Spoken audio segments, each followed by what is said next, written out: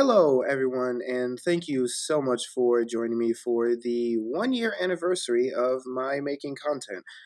It wasn't on this date exactly, but it was in this month, so I decided to count this. So we have a bunch of people that are waiting to join so we can celebrate, talk about various different things, and have a good time.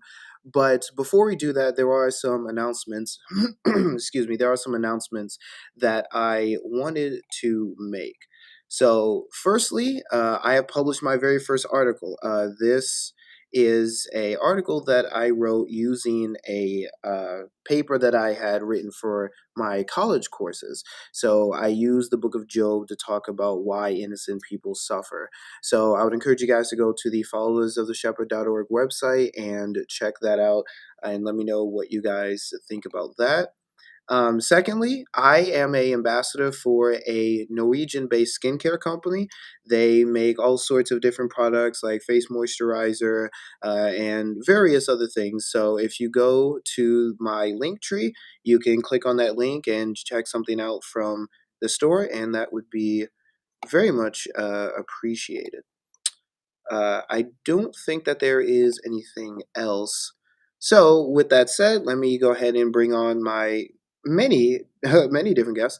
Uh, so here we have Jesse. Jesse joined me for two different live streams to review that debate between the atheistic Satanist and the Westboro Baptist Church. So I very much appreciate him for that. Go ahead and introduce yourself real quick and tell us who you are. What's going on, brother Izzy? Thanks for inviting me. Yeah, it's Jesse Walsh over at the Reassembling. We deal with biblical hermeneutics, biblical commentary. We deal with the cults. We deal with false teachings. We do all that kind of fun stuff. So I got my co-host in the panel as well. Yeah. Speaking of her, hey Raven. This was the girl that joined me for my first ever live stream. We actually reviewed the debate between inspiring philosophy and Muslim skeptic about whether or not child marriage was moral, because apparently that's a debate. Um, so go ahead and introduce yourself, Raven, and tell us who you are. Yes, and I'm forever traumatized. Thank you very much. I'm so sorry. No, it was crazy, right? That whole topic. But I'm Yeah. Raven Lynn, and I host a show with my son Jesse. And we're actually taking on some, new projects. Of course, we've done a lot. My latest one is responding to the transformed wife. That's a whole fun thing. But yeah, we want to see people know how to study the Bible correctly and to grow in their relationship with God. And for me, those who've been wounded by the church, I want to try to woo them back to the Lord, because just because a certain Christian or a certain church treated you in some kind of way doesn't mean that's how God views you.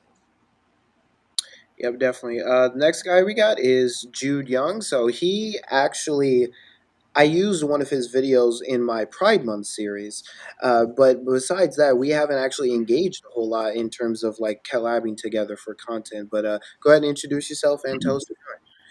My name is Jude R Young, and I am the founder and host of Connecting Minds to Success on YouTube.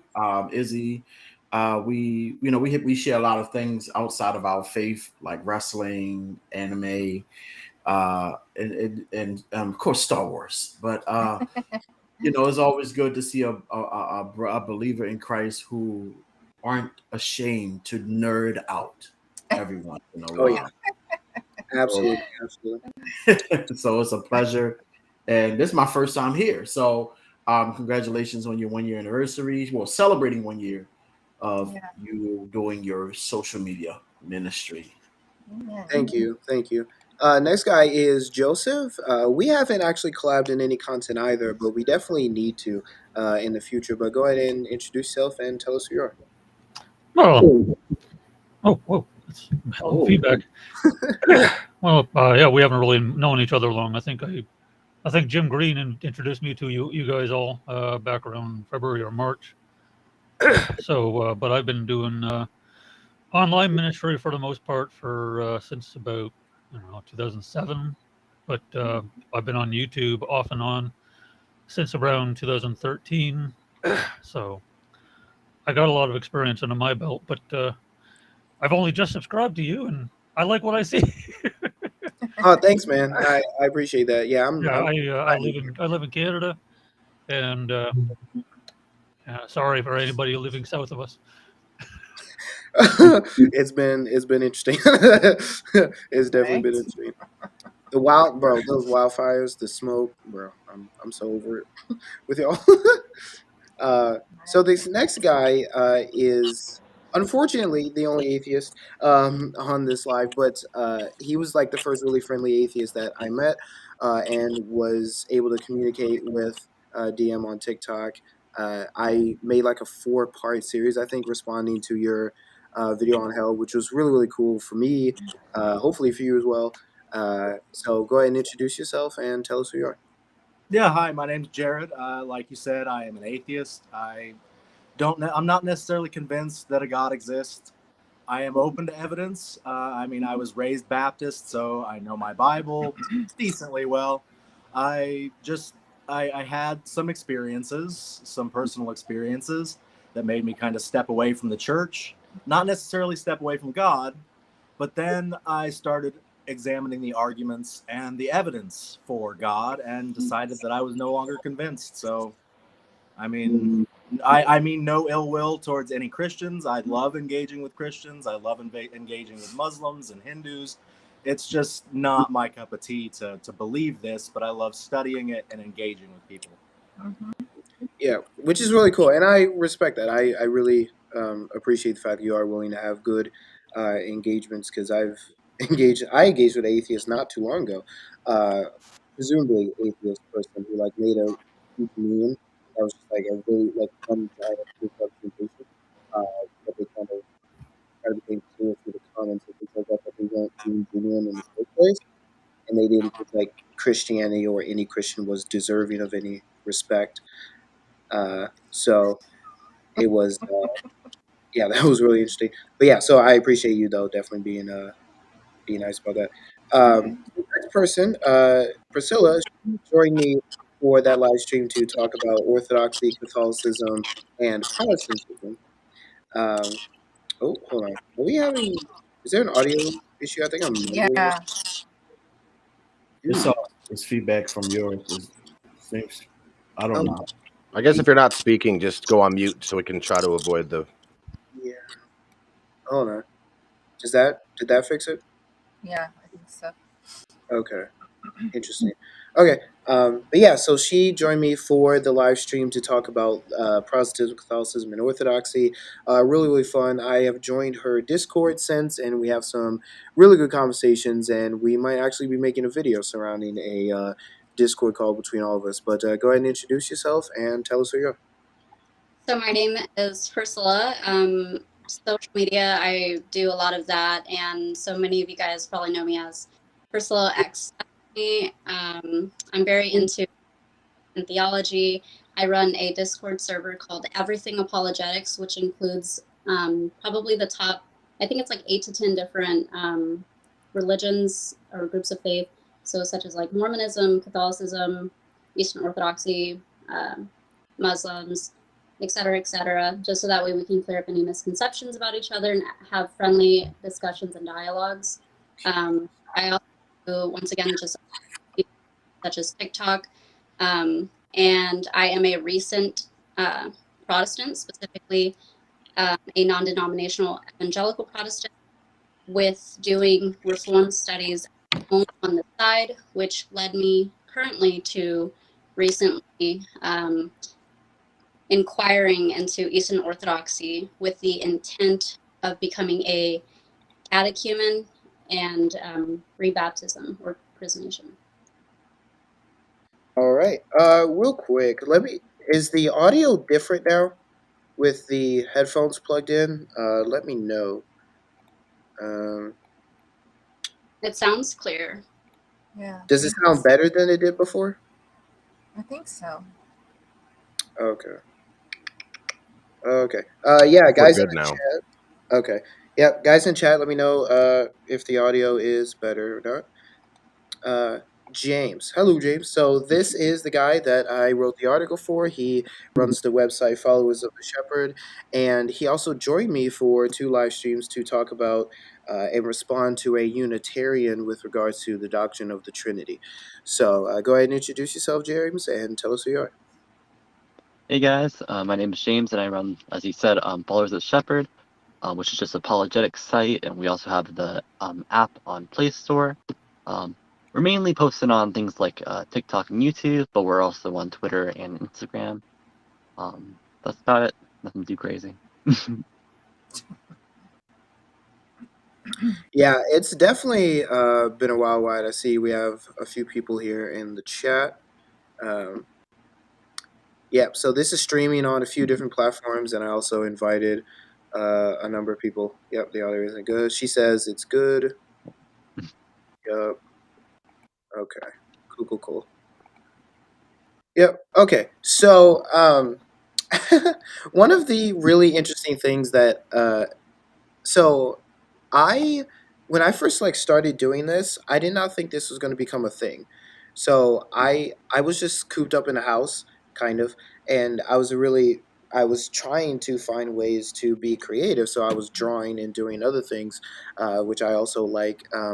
But seeing some of the things that I saw on TikTok in regards to religion, and also seeing some of the ways that people were being really creative for TikTok transitions and cosplays and a bunch of other things, I was like, yeah, that would be really dope to start doing. So I did it really as an experiment at first. So my first video was a response video, and I forget what the second video I ever did was. That first video has since been removed though because it sucked. I had no idea what I was doing, but but but yeah, I was not expecting this to be a actual thing I was gonna do every single day, Right.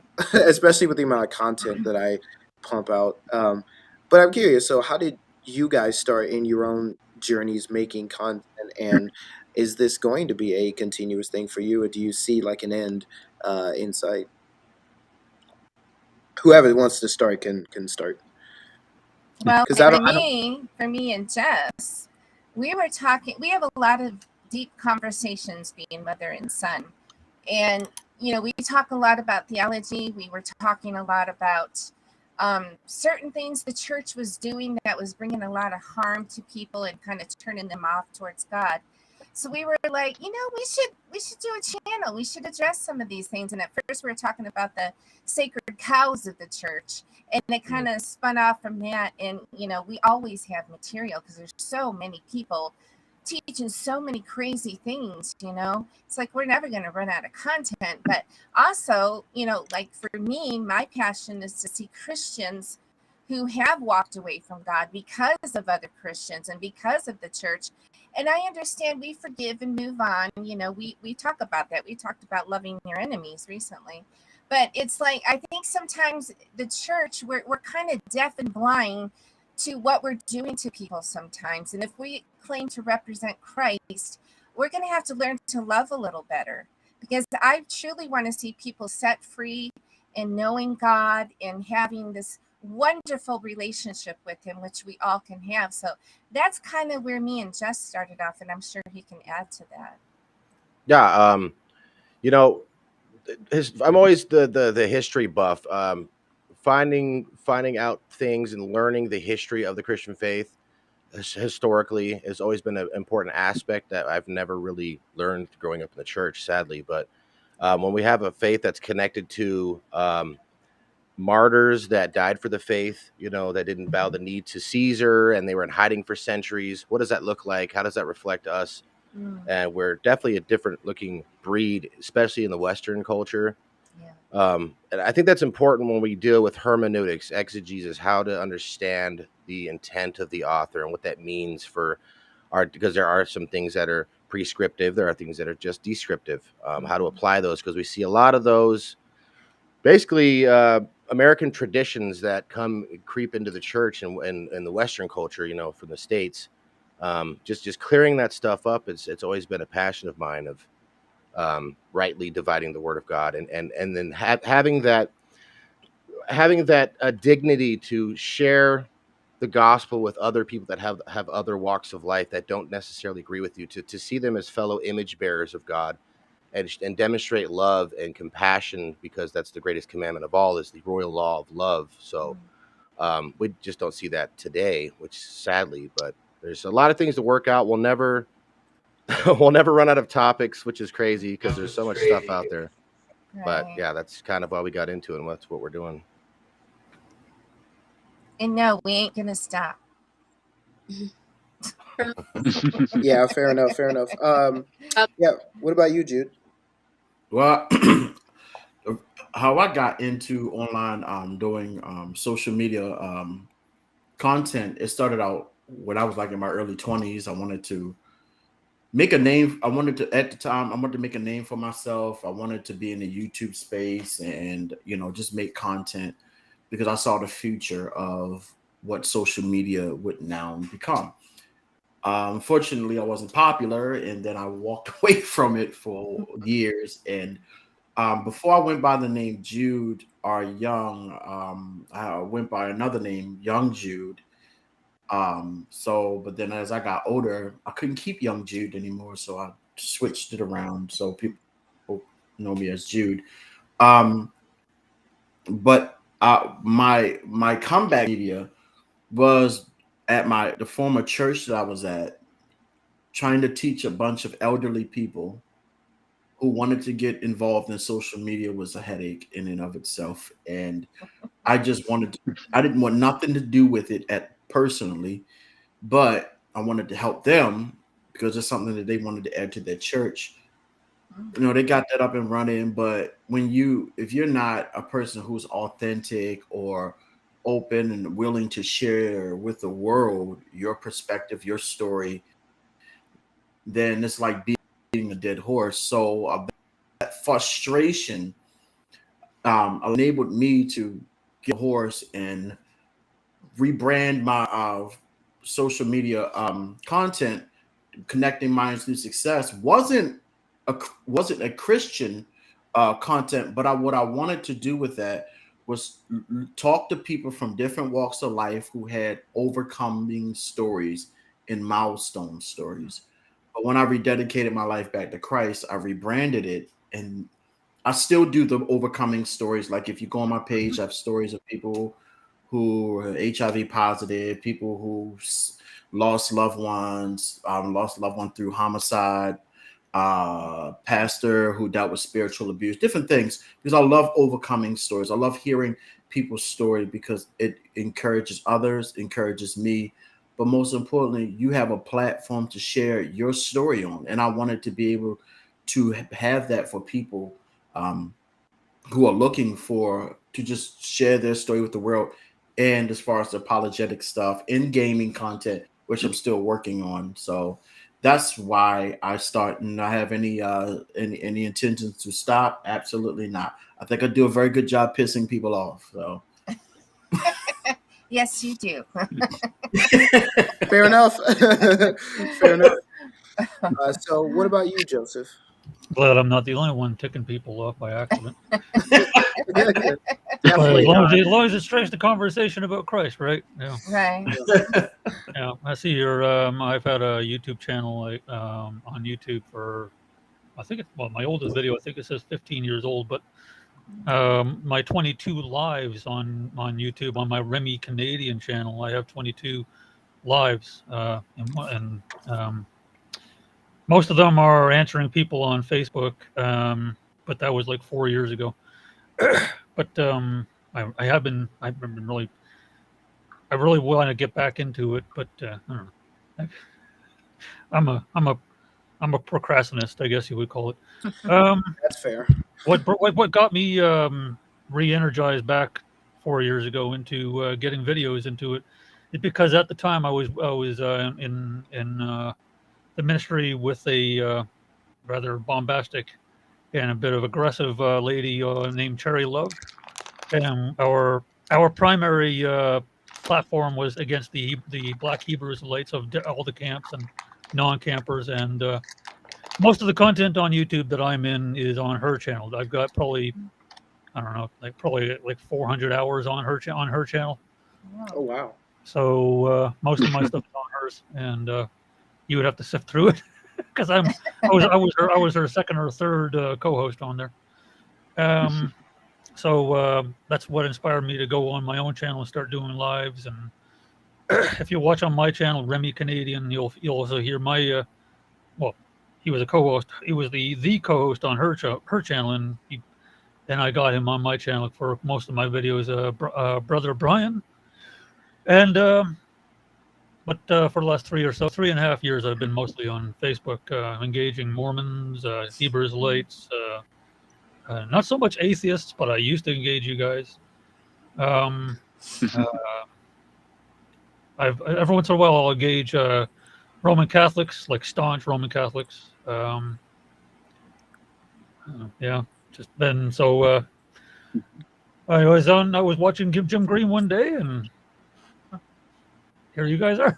So, Fair enough. It's great to make lives. If you can't figure out how to make great intros like you guys, and great splash screens, and take scripture and put it over the screen while you're talking, and I would love to learn how to do that. Yeah, I'm looking forward to the future. It'll definitely keep you busy. Definitely. Oh yeah, there's so much creativity that can be put into all of this. So what about you, Jared? So I pretty much, I deconverted or started deconstructing about 10 years ago when I was about 20. And then I deconverted when I was probably 22, 23. I fully said, I don't believe this anymore. And pretty much started posting stuff on my Facebook page, just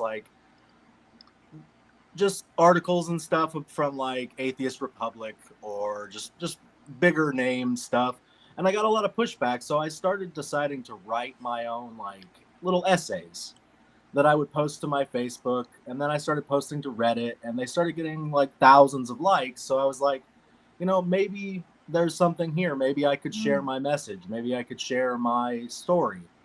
And, like, I think it was about a year ago in December, it'll be a year, that I started TikTok. And I mean, my first videos like yours, not good. I mean, they were. Yeah. I mean, I kept them up, but they're not the most quality videos. And even now, I'm just still. I took like a 6-month hiatus from it because I got a new job, and it doesn't allow a whole lot of time for content creation. And I don't mean to interrupt, but I was worried, bro. I was like, bro, where did my like favorite atheist go?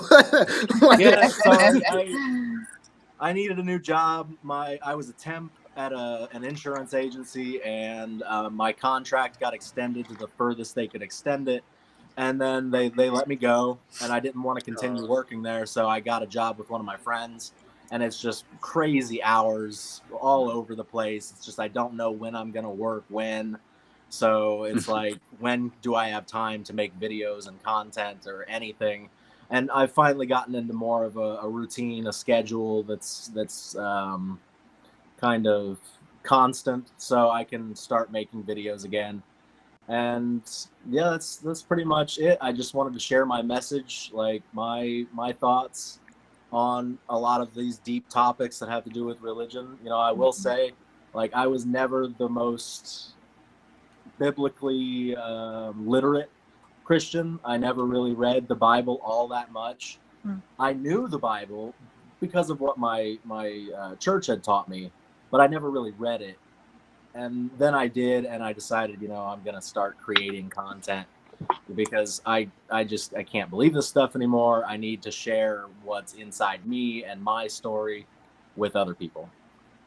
Yeah, and to be fair, I shared. There was a black woman who made a video basically saying Christians like do not understand how painful it is to deconstruct, and kind of talked about some of that, and said that like just like Christians need a community for Christians, ex-Christians also need a community for ex-Christians. So I'm not even, I wouldn't be upset in the least that Christians or that non-Christians have a community where they can share similar experiences, especially when there are just some Christians who will not be able to relate as much as they may be able to sympathize with someone. So yeah, I think there's definitely value in that. Yeah, I totally agree. Like, I actually run a humanist group here in my hometown. We've got about 10 people that meet weekly, and we read a book, we discuss albums, we're just really good friends, and like it's just a community of like-minded people where we get together and discuss ideas. And I've missed that since I left the church. It caused me a lot of pain, like not having that community that I had until I was like 20 years old. And then it just disappeared overnight. Like, the people that I talked to every day no longer wanted to talk to me. They blocked me on Facebook. They started my aunt started hurling insults on my Facebook posts. I didn't have anyone, so I created this group, and now I'm trying to make it into a legitimate nonprofit. And it's It's unfortunate, really. Yeah, it is unfortunate that you can't like walk away and still be viewed as the same as you were before. Like, I'm the same loving, kind, caring, compassionate person that I always have been. It's just people like to put labels on you before. Like, he's not loving, kind, and compassionate first. He's an atheist. Yeah. Right. Yeah. Yeah. Exactly. Right. Yeah, it's pretty insane. We'll definitely get more into that later. So what about you, Priscilla? Why did you start making content, and where do you see yourself going in the future, if there is like a super big future for you? So Protestant church, but I had never actually read the scriptures. I would just get them on the screen every single Sunday. And then I ended up almost joining feminism, one or two missionaries, and it sounded really good. Like, the Bible the world for the Jews on this side, and then and then the Book of Mormon is for the other half of the world. And that's why there's so many different denominations. And when you put two books together, it's a full restorative gospel. And so, me being naive and gullible and not knowing the scriptures, I almost fell for it. And then my Bible study teacher, I told him it was my last time attending, and he sat me down, thankfully, and he told me all the deeper doctrines that I had. And then from that point on, I canceled my baptism. I was supposed to be baptized that Saturday, but I began scriptures, and I just realized how important it is to read the Bible for yourself. And I kind of experienced the same thing as what Jared, the atheist guy. I experienced that was going through too, where we never leave the church and you start speaking. Sorry, I think you're cutting out a little bit. I don't know if it's my internet. Oh, me? No, it's cutting out too, Priscilla. On my side. Okay, can you guys hear me? Yes. Okay. I was just saying, I had the same experience as Jared, to where when you leave Mormonism and find you, I didn't join, but just walking away from it, the people that were so loving and supportive and caring and encouraging, and yeah, your audio is still can't hear cutting in and out. Can you guys hear me a little better, or do you have your Wi-Fi on? Well, let me. That's something Restream just needs to improve on, because if it's not on a desktop, it's just, I don't know what the deal is. Yeah, I had a friend of mine. It showed that the signal was strong, but it kept dropping. Yeah. Can you guys hear me or no? I might get my computer. Yeah. It's still choppy. It's still choppy. To get closer, or I think it's a connection thing. I don't know. Yeah, I think it's just a connection thing. Full green bar thing. So I'm just like, I don't know. Why would yeah. Should I go back, maybe get my computer and come back, or? Yeah, you could try that. The link should still. Yeah, it'll still work. Is it okay? I'll leave and come back and see if that works. All right. Okay. Hold on. Okay. In the meantime, is there something you wanted to talk about in regards to deconstruction, Jude? Yeah, because Jared brought up a very people. don't understand how psychologically traumatic that deconstruction phase is. And I'm still a Christian, but there are a lot of nuances and aspects of my faith that I begin to disagree with. Especially when you're taught the Bible a certain way and you think this way is right until you actually start reading it yourself, and then you see some conflicting teachings that doesn't align with scriptures, or certain things that were once practiced that I once practiced and believed that I no longer believe or subscribe to. And that deconstruction phase, like Jared said, it can put you in a really it's if you don't have the right support when deconstructing, it can really mess you up. And like one of my brothers said when I did a live stream, because he was a Seventh-day Adventist, and some people don't recover from that.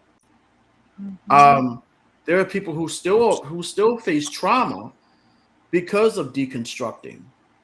And I may not agree with, when it comes to Jared's faith, but I get it. I'd rather have someone who's honest about what they believe and what they don't believe in than people who pretend to believe in something that they don't really believe in.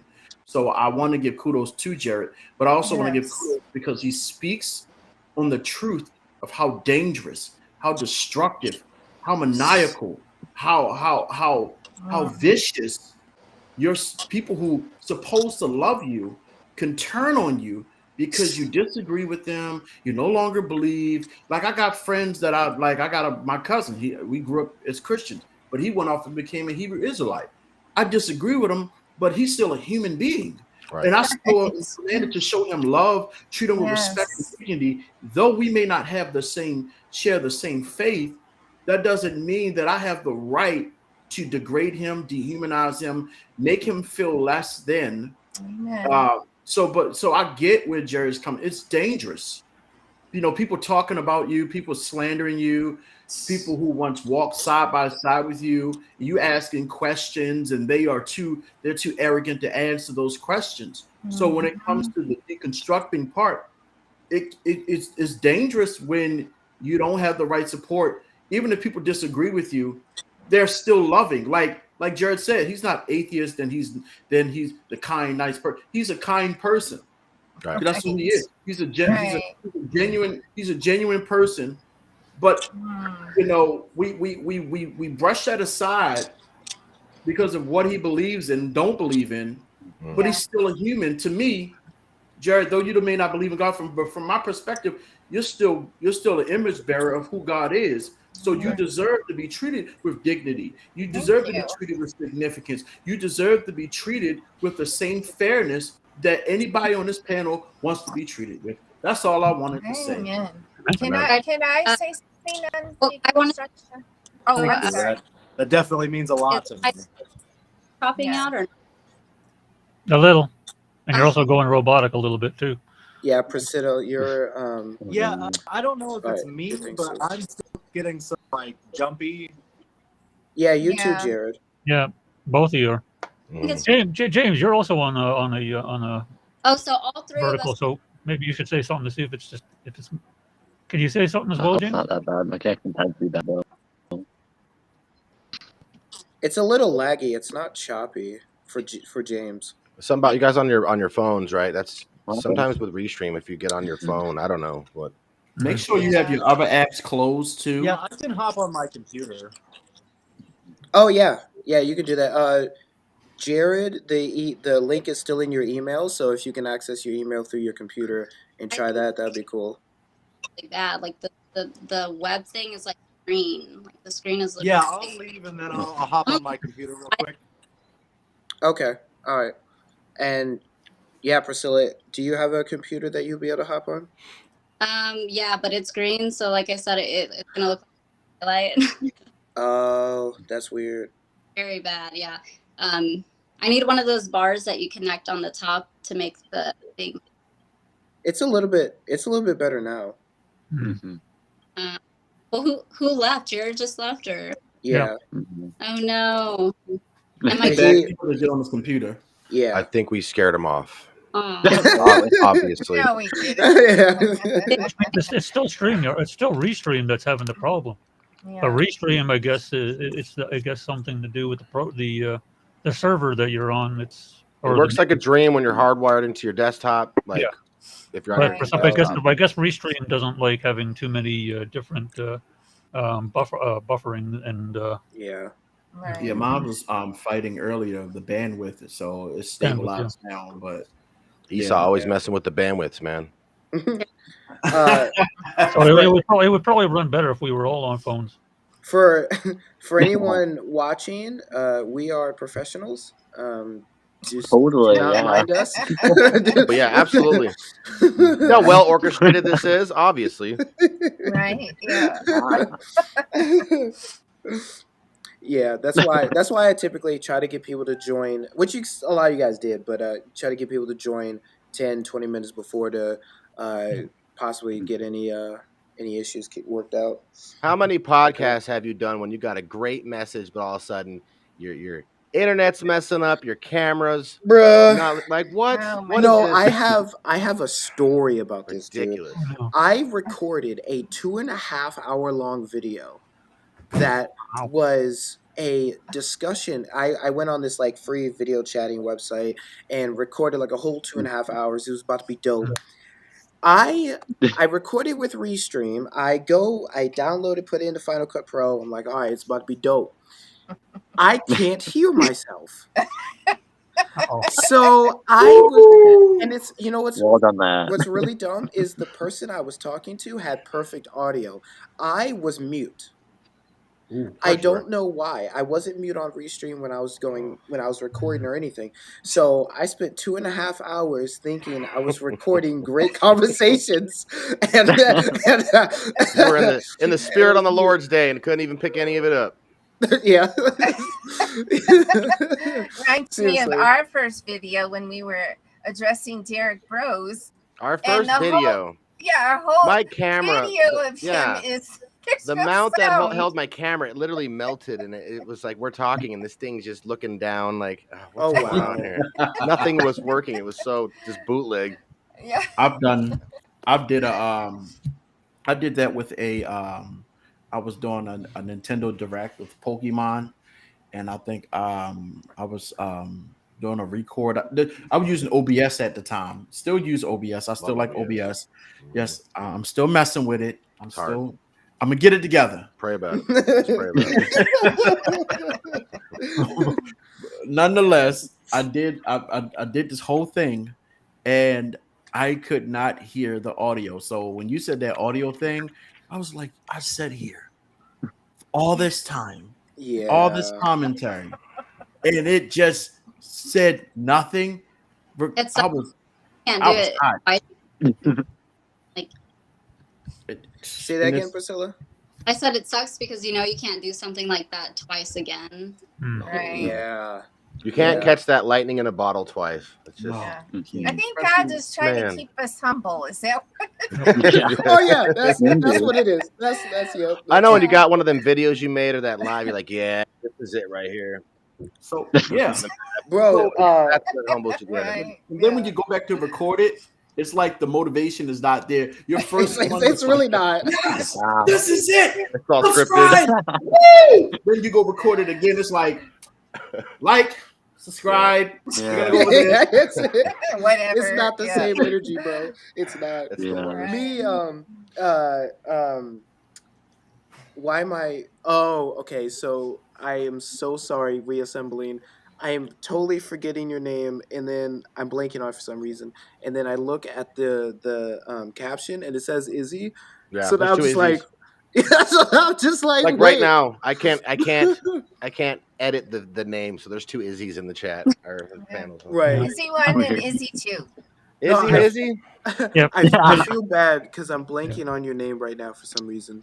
Oh, my name? Jesse. Yeah, Jesse. Okay. John Calvin. Stop it. John- Okay, we're out. We're out. I'm Jesse so is sorry. the OG Izzy. OG. But me and Jesse's first video is not looking great. Yeah, I was like, I'm in the studio, well lit, and then Izzy's right here, and it's just, he said, where were you at when you were recording that? So I right now I'm in the Jack, but I'm in the Mac lab of the Uh, Jack. But when I was making that live stream, because I didn't have access to this room yeah, initially, so I was recording at the front of the Jack with those computers, and it's not the same. yeah, that was What do you mean by the Jack? What kind of room is that? The Jack is the academic building on campus. Huh. And so they let me use this lab here, this computer lab, to start making videos. Oh, I thought that was a backdrop or something with a green screen. Sorry. Yeah. Oh no! Because those Macs in the background, they look. that's a clean back screen Oh, too, man. Yeah.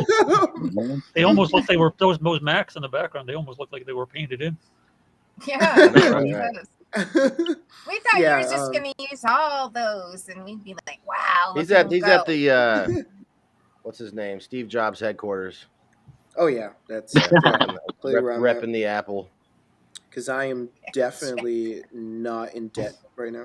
So do they might I ask a question for the panel? Uh-huh. Yes. So real quick, I wanted to. So since Priscilla's audio's better, I wanted to Oh, let yeah, her go for it. finish her thing. Yeah. Yeah. So just how you started making content, why you started making content, and then go from there. I did not obviously go through with Mormonism. Once again, it's not how the church treats you when you join; it's how they treat you when you leave. And Right.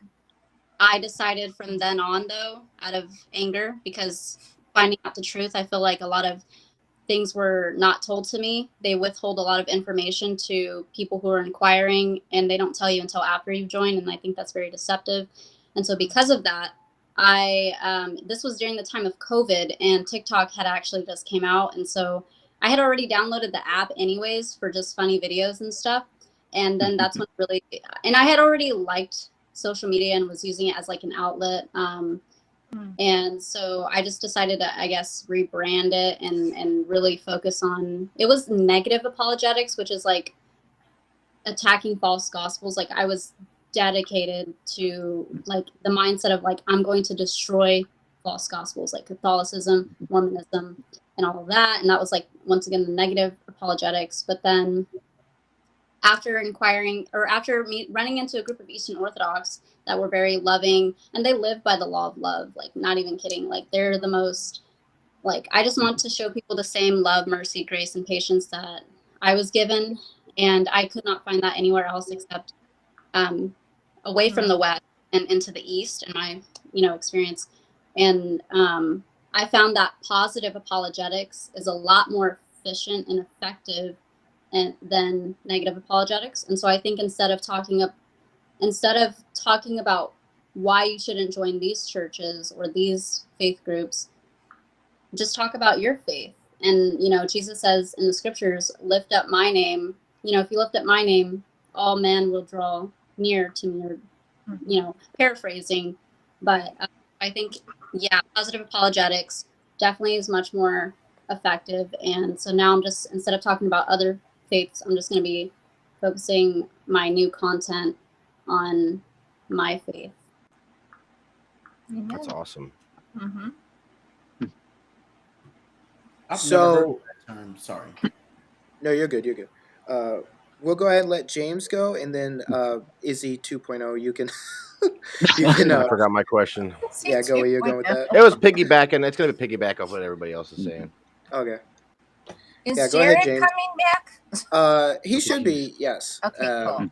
Yeah. Because I did want to comment. He's going to come back a new man. Yes. No, I'm just kidding. I wanted to comment after whoever about my experience with deconstruction. Oh boy. Okay. Yeah, go ahead, James.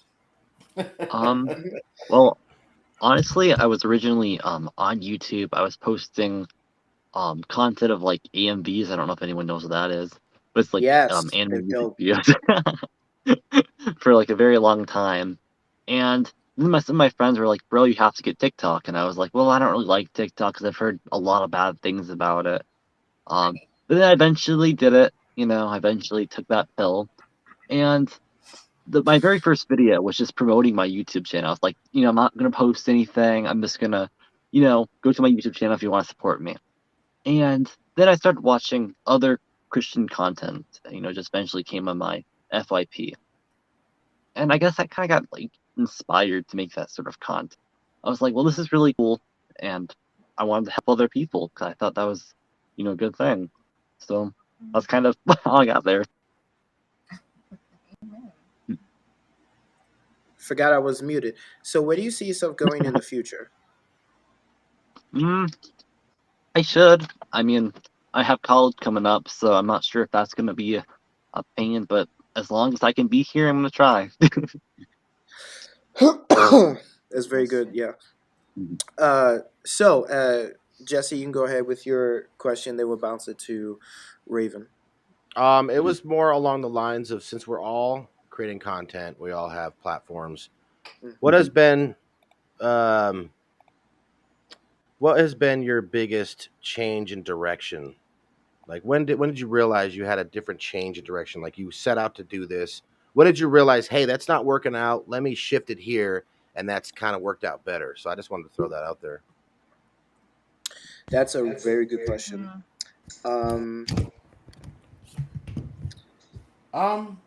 I think for me, it's being able to talk about things that I wish the church would talk about. Yes. And and being able to have these open conversations that are either said in echo chambers or in the whispers of the corners of the churches. And as I continue, I'm still deconstructing, by the way. But as I continue to, when it comes to content, just being able to bring awareness to what's outside of your four walls and your bubbles and your traditions, and really understand, like with social media, I have the world in my fingertips, and I can share Jesus, his love, the gospel with anybody I choose to without being held back by church or its traditions or its complacency and how ministry is done. So for me, so that's really it. I would. So I knew.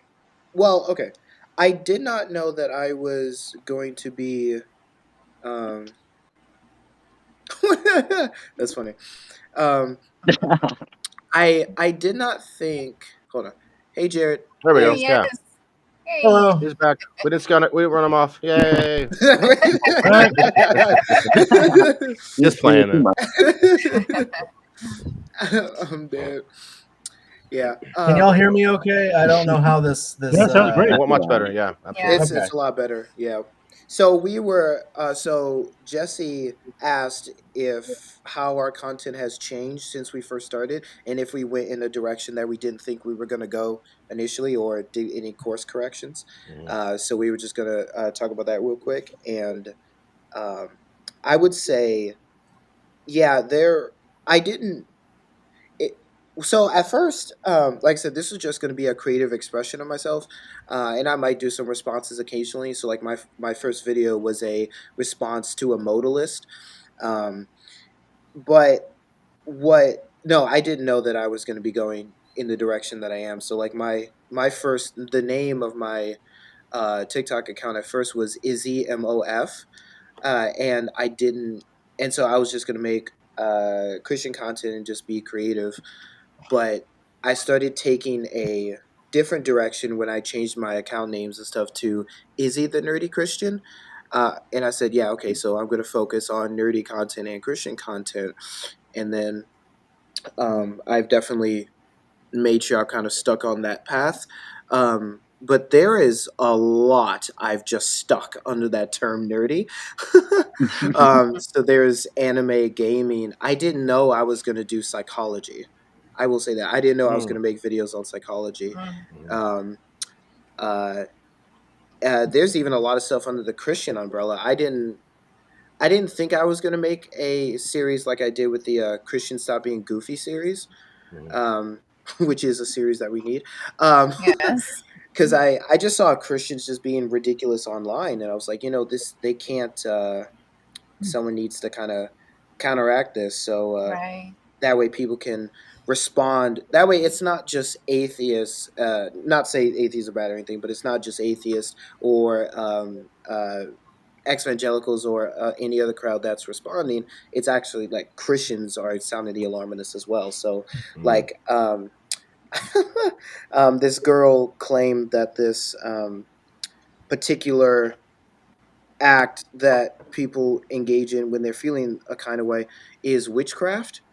And so you can see what I'm talking about if you look at the videos on my YouTube or TikTok. But yeah, you might know what I'm talking about already. But yeah, so I made a response to that. There was a Christian girl that said planets aren't real. Of course they're not. Don't know what and that they was found that about. out through the internet. Yeah. There's Right. one guy I plan on responding to. He tried to argue that he was a conservative who was using Christianity to bolster his politics, and this guy argued that if you're engaging in like global warming, oh my god, no, that's funny. Sidetrack, side tangent. My brother Shadow here, that's Wizard money. Kevin. He knows exactly what I'm talking about. Okay, so Alice would be proud of the amount of rabbit holes you just opened up in the last 2 minutes. I don't even know what that is. Okay, so Wow. Oh boy. so the video I was talking about initially was, like I said, a girl. Well, I'll go ahead and say it, but a girl claimed that masturbation was a form of witchcraft. So yeah, so she got memed so hard online, and you How? had I don't know. I'm not trying to. I don't know. We are not going But down this road. no, we're not. We're not. No, But someone, can't you know unravel that. how people made a meme of Kenneth Copeland Oh and my like gosh. started making music to his rants. Yes. So someone made a song based on her rant, and so the meme it's like she says that, like that line at the start of her video, and then like the beat drops and it's like, we love casting spells, and it's just Lord. it was really funny, man. Oh my gosh. Somebody's probably watching this right now, Yeah. wondering what did I just walk in on. I'm so sorry for anyone who It's just just joined. taking a turn. Yeah. But, COVID-19. yeah.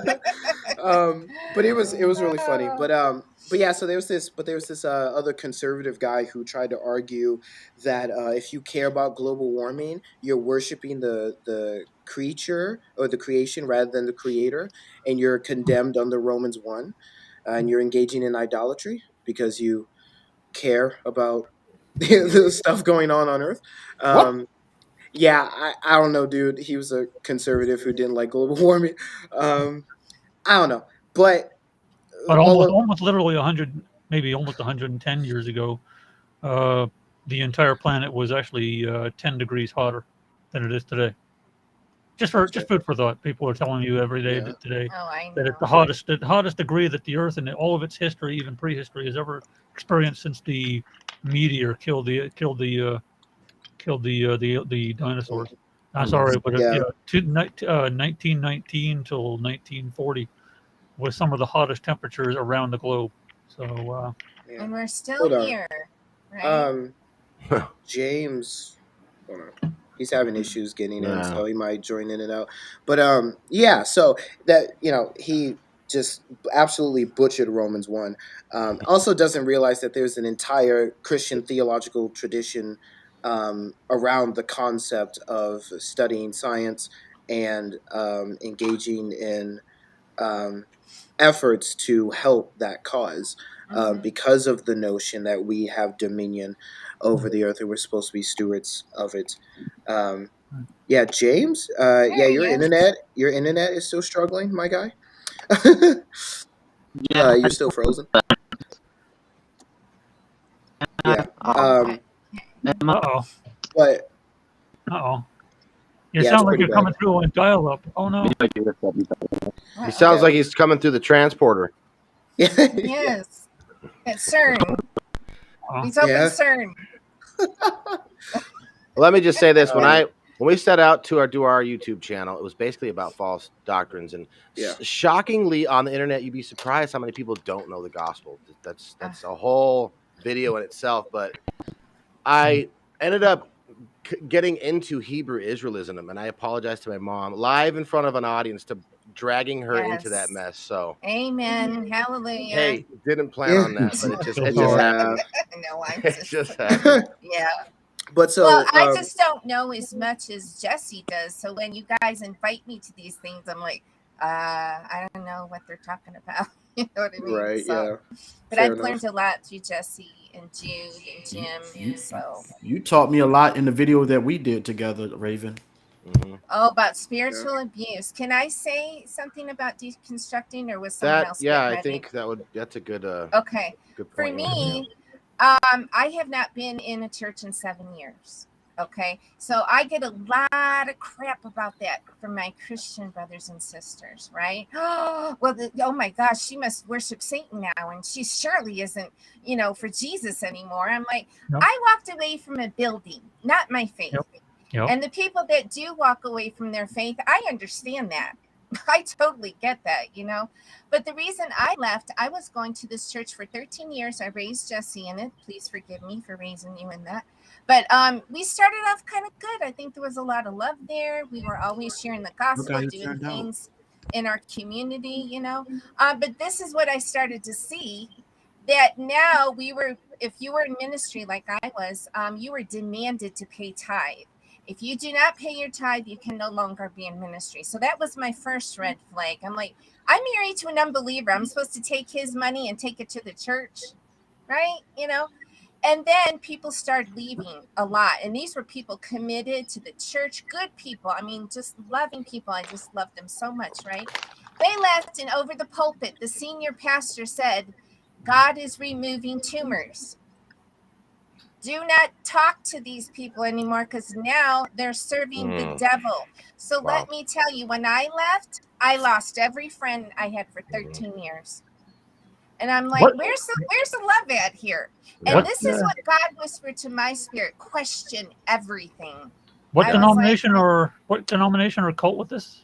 This was a Pentecostal church. Definitely, yeah. Oh, okay. But we're going to be doing a podcast coming up. It's a deeper rooted in some stuff we just found out, which we didn't know for 20 years. I identify with quite a bit what you just said, but at the same time, I grew up in the Canadian Pentecostal church system, and it's quite different up here. At least it was in the 80s when I grew up.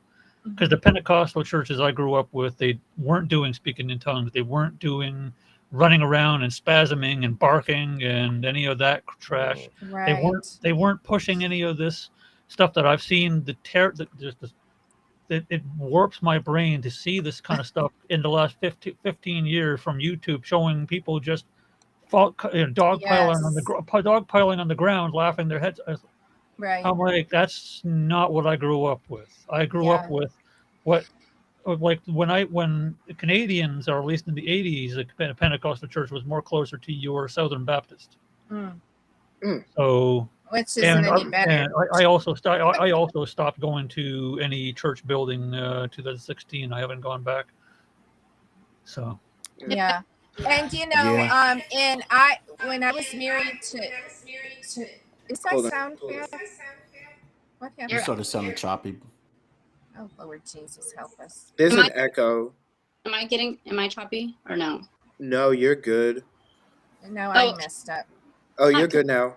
Okay. I was just gonna say, when I was married to Jesse's dad, when I say things like he was abusive, he was, but it doesn't mean he wasn't, he didn't have his kind attributes too. So, but I do have to say that just because I had met with the senior pastor, because when I'm getting physically abused, I didn't know what to do, because we already heard all over the pulpit, God hates divorce, even though that it doesn't say that before the King James. But anyway, so I'm talking to him for guidance. I'm afraid. I have 2 little kids, right? And this is what he tells me after I tell him my husband's beaten me. He says, well, praise God, you're suffering for the Lord. That is sick. Could I And say that was the on- final straw, and then I left that church. Let me fade it up. Can I Yeah. speak? Hold on, Yeah, go for guys. There's an echo. So Priscilla can go ahead, but we might all want to mute just to see if that helps the situation. But go Okay. ahead, Priscilla. Okay, so I'm just going to do a test run sentence right now. Am I echoing or lagging or anything or no? Okay, so I just wanted to say that I understand church hurt. I was Protestant. I was specifically non-denominational, but it wasn't the ones with the smoke gases or anything of that such. It was a good non-denominational church. Before that, I went to a different Protestant church, and that one was also Pentecostal, to where, you know, they wanted me to fall back. They would put their finger on my head, and I would not know like what they wanted me to do. And then there was a false prophet guy, but I didn't know the scriptures. So I didn't know that there were things that it felt off. Like I didn't know that false prophets were things. And had I known the scriptures, like I said, I think I would have known better, and I would not have gotten myself into Mormonism and all this other stuff. But the false prophet guy, my husband at the time, he has a sister, and her husband, they were pregnant, and he told them, "You're going to have a boy and you're going to name him Samuel." They ended up having a girl. So that's that. And yeah, I feel for people who go through deconstruction. I understand the pain. Me personally, in my recent non-denominational church, I felt like there was a lack of community, and that's something that Protestants are supposed to be very strong in. That's why people don't join Catholicism or Eastern Orthodoxy, because they feel that Protestantism has that community and that relationship. And I would text church members, men of God, that I valued their opinion, I respected them, I viewed them highly, and I would always be left on red. And I don't know if they were married, and you know, that made me think, like, what am I doing wrong? That's not my fault that you're married. And there's a women's group that I'm a part of in the church, but I just felt like they can't answer some of the things that I need help with. Like, there's certain things that it's not just the feel goods in the women group that I was a part of. I needed answers to certain things that I was going through. And then that led to me being in a situation to where it was a very dark point in my life, because I said, if I can't even come to you for these little basic small problems for advice, how can I trust you with this big issue? And so that was part of the reason why I left Protestantism altogether, because all of these, if you look at people who have deconstructed, or people, you know, who end up becoming atheists or ex-evangelicals and things like that, in my opinion, I've always seen it come from Protestantism. Always. Like, there's not, rarely ever does it come from Catholicism or Eastern Orthodoxy. And I know, you know, there's things such as like child abuse and that have happened in the higher churches, like the strong traditional ones. But on the flip side, that stuff still does happen within Protestantism too. And if anything, there's more scandals, like the priests or the pastors having affairs, you know, with on their wives, with women in the church. And it's just, the West for me was so messy that I couldn't take it anymore. And I just said, you know, the East, like I said, for me, it's theologically consistent. Ever since the schism of 1054, they've had no problems. Eastern Orthodoxy is one of the only churches that have been there for, you know, 2,000 years in the history, in my opinion.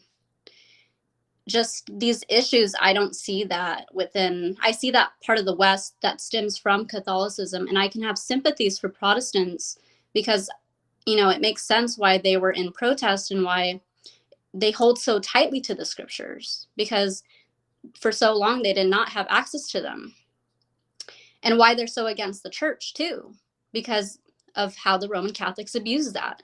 But with Eastern Orthodoxy, I've come to love the church. I've come to realize that the church is not bad, and I love the priests. I respect them, because I believe that God gave them that role. I have somebody to go to now. When I have problems, there's the priest. And I know I would tell myself when I was Protestant, why would you confess your sins to another sinful man when you can go directly to God? But do you know how alone that felt when just confessing your sins to God only within Protestantism? Like for me, being able to have that priest, they're obligated to give you, to listen to you, not only listen to you, but to give you advice. And the history is just so beautiful. I love, like, if you love Christ, you will love the church. That's my personal opinion. That's my experience. I just had to say that because I would feel too convicted if I did not, get that out. Yeah, that's totally that'd be fair. Yeah, I found that there were Testing 1 2 I, 3. yeah, how's the audio, by the way? Just real quick, I kind of Are unmuted. we okay? Okay. That sounds good to me.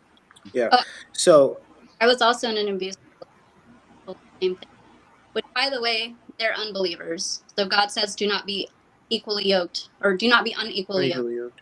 So that marriage, by default, that's not love, and he's an unbeliever. Yeah. Jared, I'm actually kind of curious. So I mean, in part because of Priscilla, not entirely, but in part, I've been doing research both in like Catholicism and Orthodoxy and things like that. So I'm kind of curious if you are at all familiar with those and kind of how you've interacted with those, because we're all obviously aware that Southern Baptist is not the one true religion.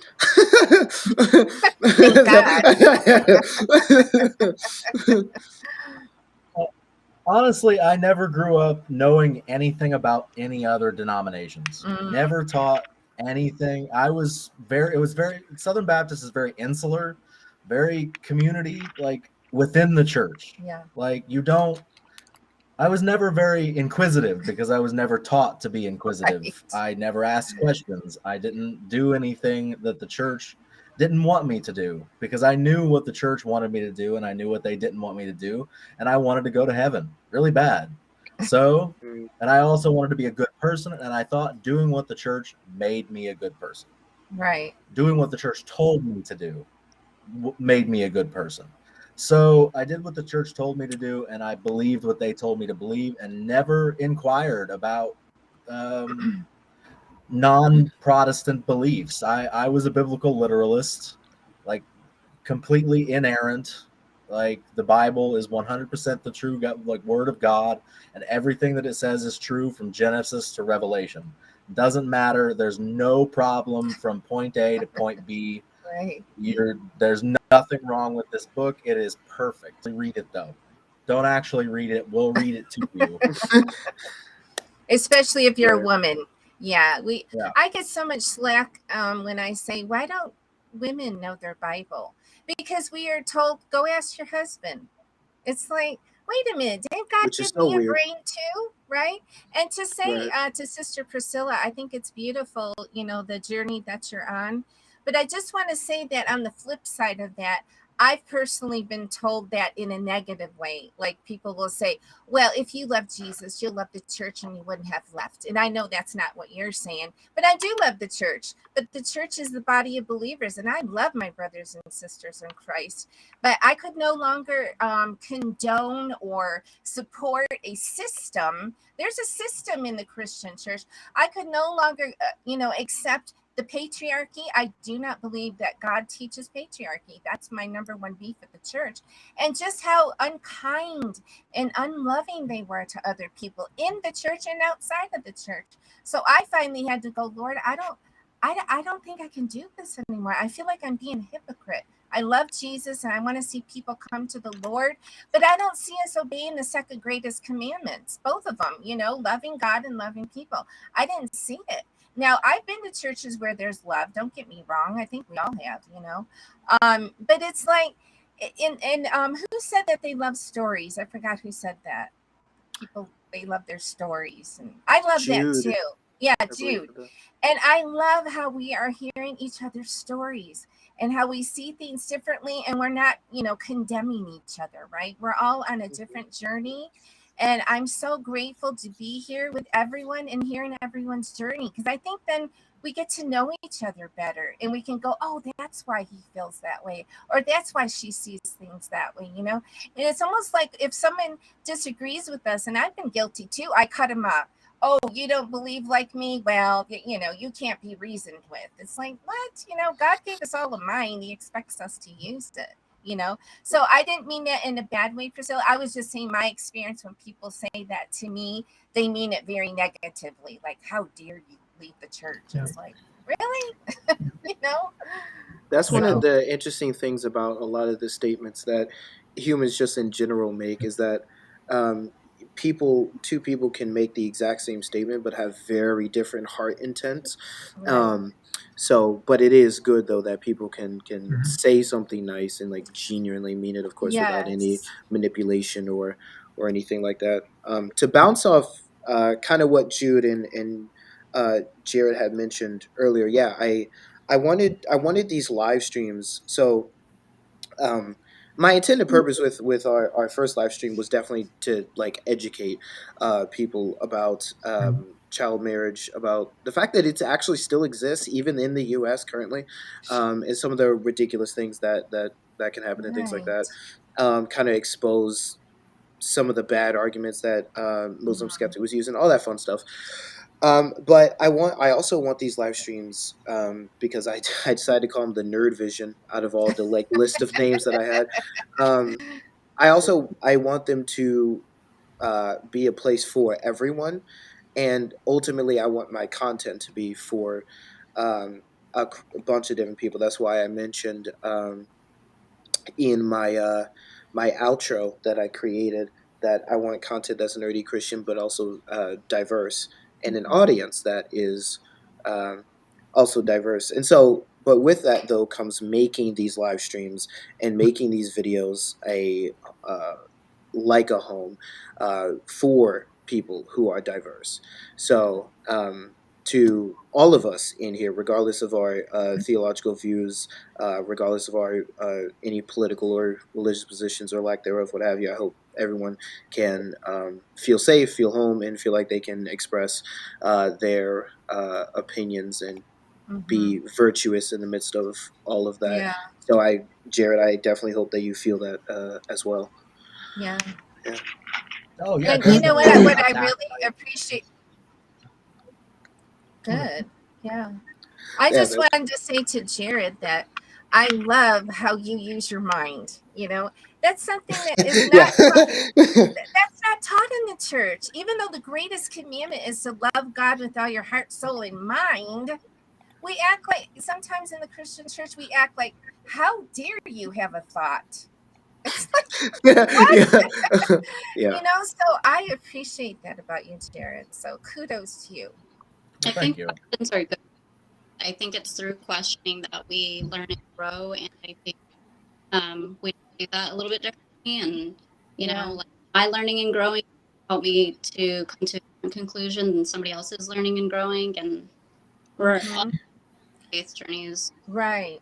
I Yeah. agree. It is very interesting. That's something I've been I've been stressing online.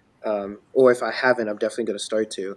It's just the fact that wisdom That's is a easy too. Christian virtue, right? So, Yes. um, so uh, the anti-intellectualism that you Mhm. find in some Christian circles Yeah. and in some just religious circles in general becomes very unfortunate. And sometimes there's psychological reasons behind that, Mhm. and that can Yeah. relate to deconstruction as well, because the People, intake of new information possibly means the breakdown of your previously held position, which can be Yeah. scary. Right. Yeah, And then and try being Jude. a woman when you're constantly told women can't be logical because Eve was deceived. I'm like, Yeah, it's a what? whole thing. Yeah. Go ahead, Yeah. Jude. What you have to say? No, I wanted to talk. You had mentioned about the anti-intellectual thing, and that's something that I run into um, when it comes to dealing with in Christianity. It's like thinking is so sacrilege. Like being able to be being able to think critically and being able to think practically is just so, it's just so it's just so like, oh, if you think, you know, something's wrong with you, if you begin to question what you're being taught, then all of a sudden something's wrong with you. Like, that's one thing I'd say. I could never sit in a church and shake my head to the pastor like an idiot. Yep, whatever the pastor say. Got a Bible in his hand. He right. Yep, that's it. He reading from the Bible. It's true. No. And it just seems so weird. No, And that's that's just something I've always had an issue with. Like, why not think? But no, we don't think. We just fall out, flail around on the floor, scream and holler, because that's what we do. Don't. It's like when you come to church, leave your brain outside because it's not needed here. Exactly. You know, That's why I would encourage people to seek out house churches and Bible studies more than the brick and mortar church. Go ahead. Right. Jim, if you want to join, I think I put like the invite link in the in our group chat. So if you want to join, that'd be really cool. So I'm actually curious, guys. So one of the things that has been really fun to handle is mean comments. Oh yes. I don't know about y'all, but it's been amazing. So I have so I'll get this in there. I'll turn it over to you guys. But like one of the things I kept seeing on YouTube was that I'm autistic, which I think is hilarious. You are? I'm not. that's the thing. I'm not. So I don't know why I was called that. And then I had that's funny. I had a Matt Slick is autistic. yeah. I don't connect that with you. It's weird. But there's my first video on Satanism. I had a guy comment and just say gay. So I was like, you know what? I'm gonna lean into this one. So I put on like a makeup filter or makeup effect, and I played this sound on the video that was like, "Oh, yep, you got me. I've been caught. You got me." It was. I was like, you know what? I can't take every mean comment seriously. Yeah. But I'm curious. I would probably just say to him, "It's not the '90s anymore, buddy." Yeah, but I'm curious to all of you guys. How do you guys like deal with mean comments? And Raven can start. Well, I will say this: that the Lord put on my heart to do a 2-part series with Jess on loving your enemies, because we all have gotten those unkind comments. One time we did a rebuke on the King James only camp. We strongly oppose it. That's the only Bible you can read, you know. So I was literally called a witch on that, and I kept thinking about it. Why am I a witch? And then I thought, oh, I had a picture in the background, and this lady has like a black hood on, and she's holding a rosary, praying and crying. And I had bought that while I was going through my divorce. It was a dark time, so that kind of just inspired me to keep praying, right? But I think that's why she called me a witch, and I'm like, okie dokie. Well, God bless you too. You know, it's like you have to expect these things. And now I'm learning to go, well, that was very Christ-like of you. Thank you. You know, you got to have to find the humor in it, because Jesus said, if you love those who love you, you're no better than the tax collectors. They know how to do that. And I want to be above that. I want to be able to take the comments and go, praise God, I'm not going to answer insult for insult. But it's been a challenge for me, because my flesh is like, oh, you want to go? Let's go. You know, and that doesn't do anything. So yeah, sometimes they sting, but you got to just go, okay, it comes with the territory. Yeah. What about you, Jude? How do you deal with like mean comments and things like that online? It depends on Oh, how does he deal with it actually? Yeah. Oh boy. Right. I think for me, when I deal with the Hebrew Israelites, I expect it. When I deal with people who are trolling and different things like that, I expect it. It comes with the territory. So and you're called a coon, like for me, because I'm a Christian. They called me a coon because I worship the masses. Christianity, the oppressor's religion, and so it kind of you kind of hear that. Oh, how can you be black and be a Christian after what our ancestors went through in the name of Christian? So I get that. What's the worst you've ever been called by it that? took me a while to get used to being called a coon, because that was like somebody calling me the N-word, and to hear it, and I'm like, so now these are fight words. So Yeah. it took me a while to get used to that. I'm still getting used to that. But I expect it from, like, when I deal with Hebrew Israelites, because they don't have the Spirit of God and they don't know love. So I expect it, because it's more race. They care more about ethnicity, race, and and black supremacy. So so I expect that. Now when it comes to my Christian brothers and sisters, it's kind of different. Because it's like, it's kind of like family. When you like the outside world say things to you, it doesn't bother you. Like, whatever, I expect it. When it comes from your own kin, it kind of hits differently. So it took me a while because I'm in my deconstruction phase, because what I realized about those who have some type of hierarchy in the church, or some type of supremacy, or leg up on you, and I guess that's how it works, that they have a right to say what they want to say to you in any kind of way. Yeah, so that's not true. So when I respond, or I challenge them, all of a sudden I'm the bad guy, which I come to not care after a while, because I'm like, hey, I'm just your friendly neighborhood spider that just seemed to cause some havoc. But that's how I deal with it. I've had ups and downs, and I thank God for people, who I can go to in confidence and say, hey, this, I was triggered, Right.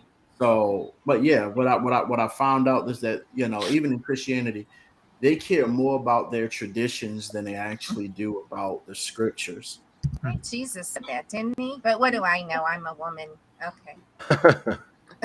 What about Wow. you, just smile a little more, and put on a dress. And be sweet, and obey. Yeah. It's just ridiculous. You heard that wild. argument sometimes, hey, your salvation is just put on a dress and you're right, sweetheart. I was don't even go there. Ew. What do I do when I deal with? Sorry, I had to do something. I took off for a little bit.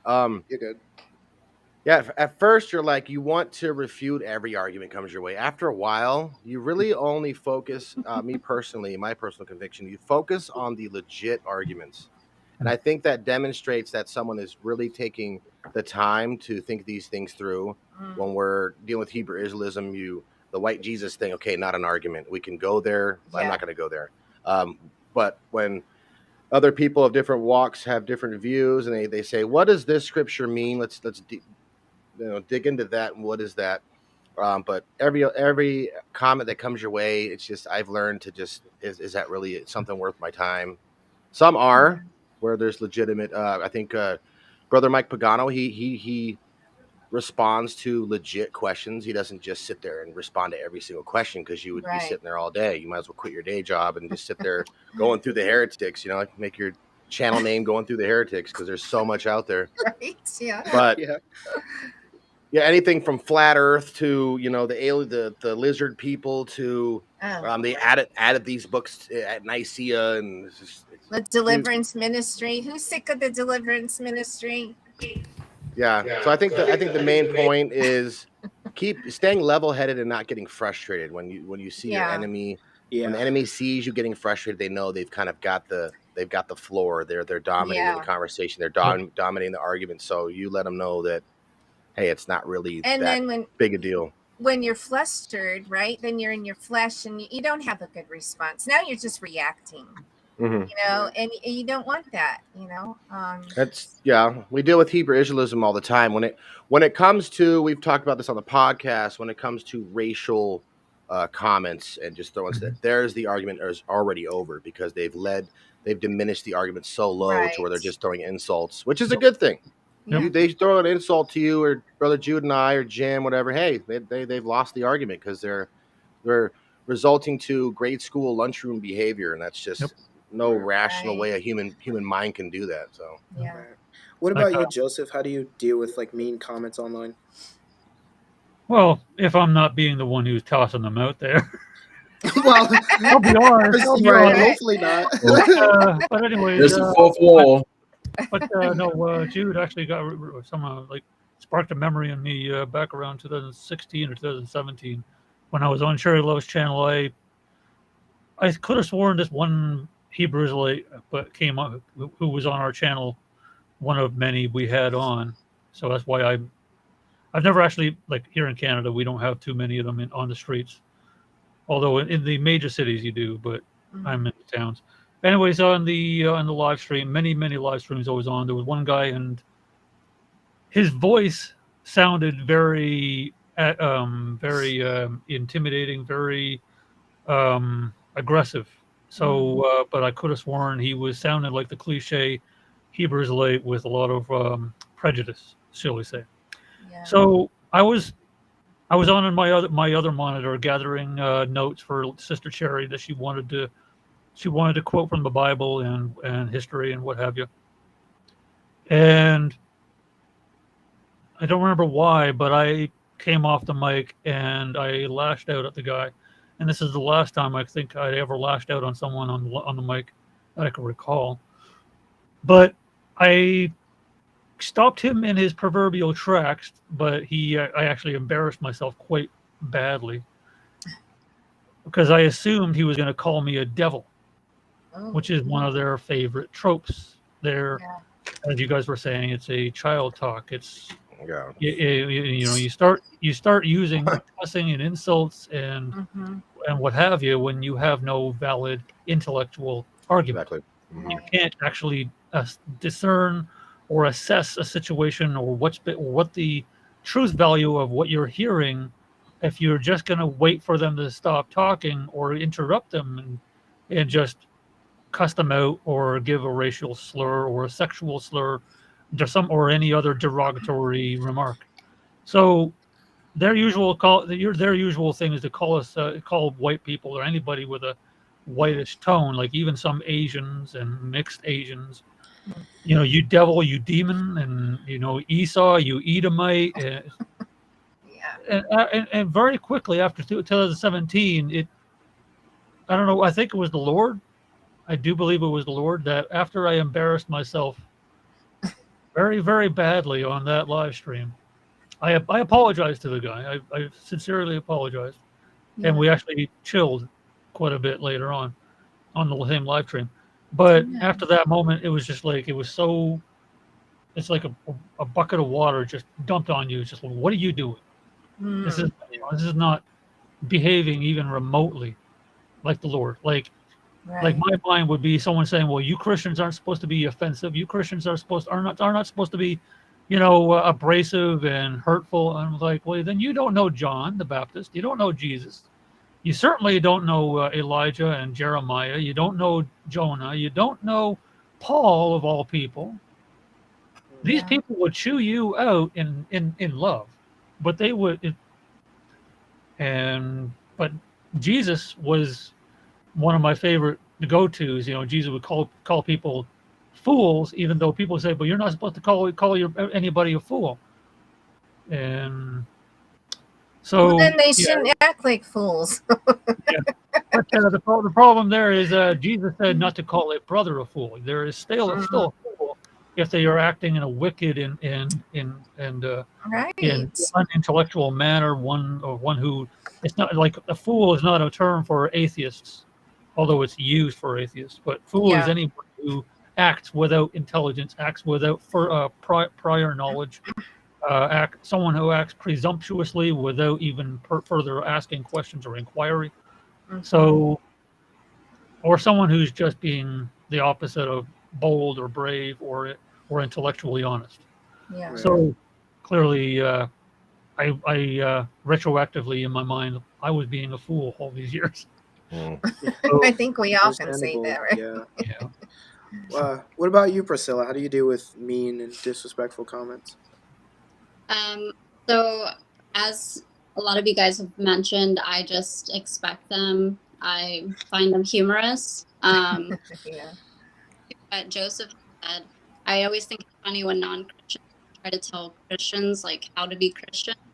But some of the worst comments that I've gotten, I think so far, is my looks, because obviously I'm female, so I've been told my eyebrow, like made fun of for my eyebrows. Somebody talked about they were like, did you drink Kool-Aid? Because my and I've been called Jezebel. Yeah. I didn't know. That sounds original. That sounds very original. That can I only don't happen mean. to women. Like only women that could. That it's Yeah. it's a few terms or words that are linked with women, and so Yeah. and then also I was Calvinist. So interesting because I completely forgot to mention this part of my deconstruction, because that is something that I have deconstructed from is Calvinism. I was extremely heavy on tulip and just sovereignty, and but I think I was on the extreme on that.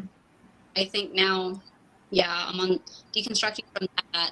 And because I was Calvinist and people knew I was Calvinist, the worst comment that I think that I've gotten so far is somebody said I was a predestined WHORE. No. Wow. That's wild. That is freaking evil. And That's Jess crazy. and I did a show on predestination versus election because we don't agree on that. Right. He holds a little more to the Calvinistic camp. I'm a little leaning towards Arminianism, but I don't hold to either camp. See, that's one thing about me. I always feel like I'm a black sheep. I don't fit in a little box, But we had a very good discussion. We don't agree. We didn't want to disrespect each other or anything. It was a nice conversation. Yeah, it's ridiculous when Calvinists, they're just so arrogant. Okay. But It's the last people that should be arrogant are Calvinists. Like, you think? Exactly, it's so right? Weird. But you know what though? Like in me doing my research, I'm doing this research because I'm like learning about church history, but more like uncovering, because I've been on this. I've been doing this because of the Hebrew Israelites and just other people within my community, because they really believe that Christianity. It's like they believe that Christianity was invented by white people. Yeah, And it's a real problem. Yeah, it's really a real problem. And wow. So I've been doing my research about the whitewashing of Christianity, Mhm. and I will go on record by saying that when humans are involved in something, they're gonna mess it up. Of course. They're gonna make it more than what it should be. They're gonna use it to their own advantage. That's anything. Right. I don't care. Like there's a saying, people don't, guns don't kill people, people kill people. And anything that's done in someone's hands, like it's just that's just humanity, and to contribute for me, it was like to contribute, all this stuff to just white people. It just blows my mind. And it's like, do y'all realize y'all are dismissing thousands of years of history before Christianity ever made it to Europe? Right. Even before the Reformation, people think that it's Martin Luther, all those guys were the pioneers of the Reformation. They wasn't. They were not. It started in Ethiopia, and people don't know that, because of how history was twisted, and when whoever's in charge gets to write the books. Right. No matter, that's just always been human history. Whoever gets conquered, they control the narrative. That's human history. Yeah. I don't care what country you in. There's a hero. There's a villain. If I go to Russia, they're the heroes, telling everybody else that the world is a villain. If I go to Korea, we're the heroes. Everybody else a villain. That's just humanity. We love to dominate. We love to prove our dominance by oppressing other people. Right. But to sit up there and say that one racial group owns a religion, it's just far-fetched to me. So in that history, and it's like, wow, you know, everyone has, no matter what your ethnic group, everyone has a contribution to Christianity. But Right. you know, what do I know? You know, I'm just a guy who sits behind a computer desk and rants. No, I I mean, You don't oh, have a lightsaber, that's why. You Yeah. need a Like, lightsaber. Do not. We're working. What I We're was working saying- on getting him into the kingdom. I mean, in current day, there's probably about a little over 8 billion people on Earth, and a good 2/3 of that are different types of Asian, and close to like a little under a third of that are Africans. Mhm. The entire continent of Africa equals about between 900 million to 1.1 million, 1.1 billion people. So, and then there's probably another billion or so, South like brown, like Spanish and Portuguese and other and all these different other mixtures. I'm sorry, but white people make up a minority of the entire planet's population. Right. We're the minority, and you're making a stink about it. Meanwhile, the Jews who were first to the tomb were not white. Yeah. Right. Yeah. So, Right. Yeah, it's a whole thing. So, Yeah. Jared, how do you deal with mean and disrespectful comments online? Well, I mean, I was a Marine, so I can take it and dish it out equally. That's fair. There you That go. for your service. no, seriously, yeah, thank you. I did Right. not know that. I don't like stooping to people's levels. If they're gonna start calling me names, I'm gonna respond as the better person. I'm gonna try to bring the conversation up to my level. I'm There you going to go. try to question that person about why are you so angry? What Right. or just get them on something that they're interested in talking about, and then using a sort of street epistemology or like a questioning Socratic method to get to the heart of why they're angry with what I That's said. good. Like I don't want people to be angry with me. I also don't care if they are. Like Right. it doesn't bother me if they call me all these names. I like And you I'm already. also bisexual, so you know they call me these slurs, and it Oh, doesn't right. affect me in the slightest because it's somebody thousands of miles away that I'll never meet, and they're not Yeah. gonna affect me or my life. good I will point. take the time out of my day to try and get through to that person. But Right. if I can't at the end of the day, it's no skin off my back. And sometimes, Jared, there's just no reaching some people. They don't want to get to Yeah. like stuff like primary sources where you get actual evidence, stuff like that. That we Yeah. throw out the theology memes, we throw out this stuff we've read on the internet. Well, Christopher Columbus, you know, they knew. I hate when I hear people on TikTok say they won't tell you this. They won't tell you this. That's 9 times out of 10. You stop listening to them. They Yeah. won't tell you That's this. what Gnostics say, right? Yeah. I have the secret hidden truth. Listen to me. Okay? So what about you, James? How do you deal with mean, disrespectful comments online? Well, luckily, I don't really get many hate comments, except that one time I got death threats, which I told What? Izzy about. I mean, you can talk about that. Don't Yeah. just throw that out there. What? Wow. Yeah. I made one video. Well, I made a few now, but when I was like maybe like first starting uploading, I made this one video on Islam. It was about this like board, like one that you see on like the highway and things like that. And it said that Jesus is a Muslim. And I didn't know much about Islam at that time, but I made like a video of like, well, that's really weird. I don't remember exactly what I said, but let's just say I got some death threats for that. Oh my Because I goodness. just didn't really understand that Jesus was a part of Islam or anything of that basic things. I thought it was more of like a, well, even Muslims would think that's kind of weird. But no, they did not think that. Yeah. But They're the more how I Wow. Yeah. they're very I would. more What a way to probably- discourage someone when they first start their YouTube channel, huh?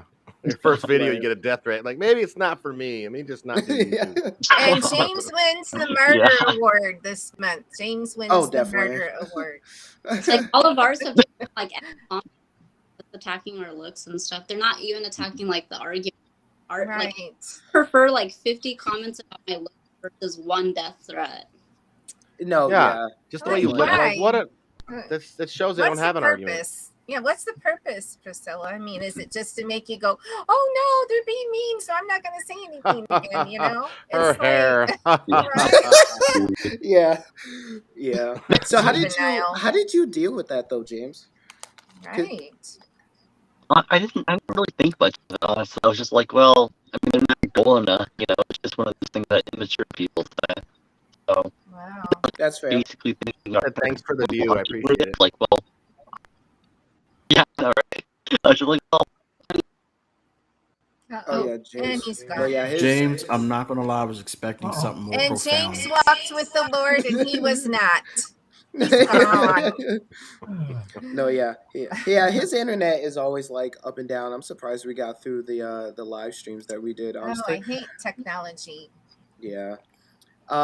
Yeah. It's really interesting. I've had all kinds of comments. It is interesting because I've never I've been I've been called a kufar by Muslims. I What's that? was a kufar is basically like a insulting way to refer to a non-believer. Oh, kafir. Okay. Yeah. So I've been called. The I worst was you can called. be in their eyes, basically. Like an Yeah, infidel, right? yeah, Like a benchode in Hindi.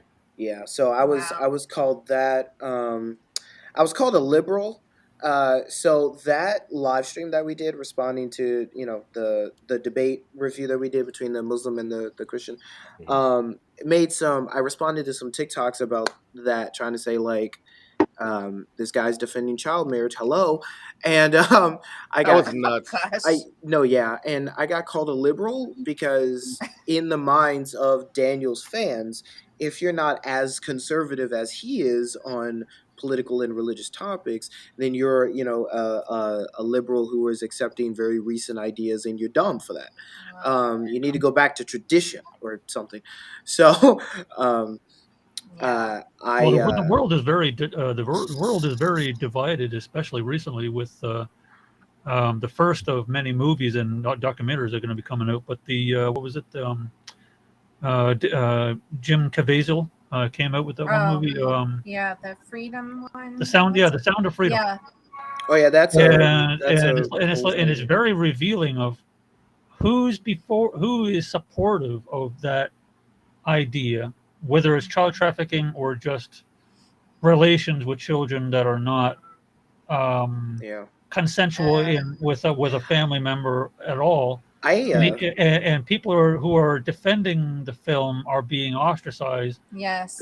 Because they're being seen as anti-LGBTQ. Okay, so if I'm anti-LGBTQ because I defend the right of children to not even know anything other than a kiss on the cheek or the forehead until they're 18, until they're 13, because the school is going to teach you, or mom and dad's going to teach you around 12, 13. So, but if the average desire is that a child doesn't know what it's like to be touched on the cheek or anywhere but the cheek or the forehead until they're 12 years old, who are you?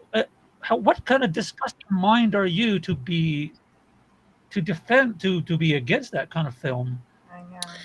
And then the one mainstream media that was embarrassed because there's actually footage that real live footage that was used in the film that was real of an actual raid on a child trafficking bazaar, whatever you want to call it. And they said, this is not happening. None of that's happening. It's all a lie. Like, yeah, it's a whole thing. But so but I was called. No, you're good. You're good. Sorry. It's a real issue. Yeah. But I was called a liberal by them for that. I responded to a video where someone tried to argue that Doja Cat was dressing like a demon. Yeah. When she really just looked like a strawberry in like a red dress with like red paint.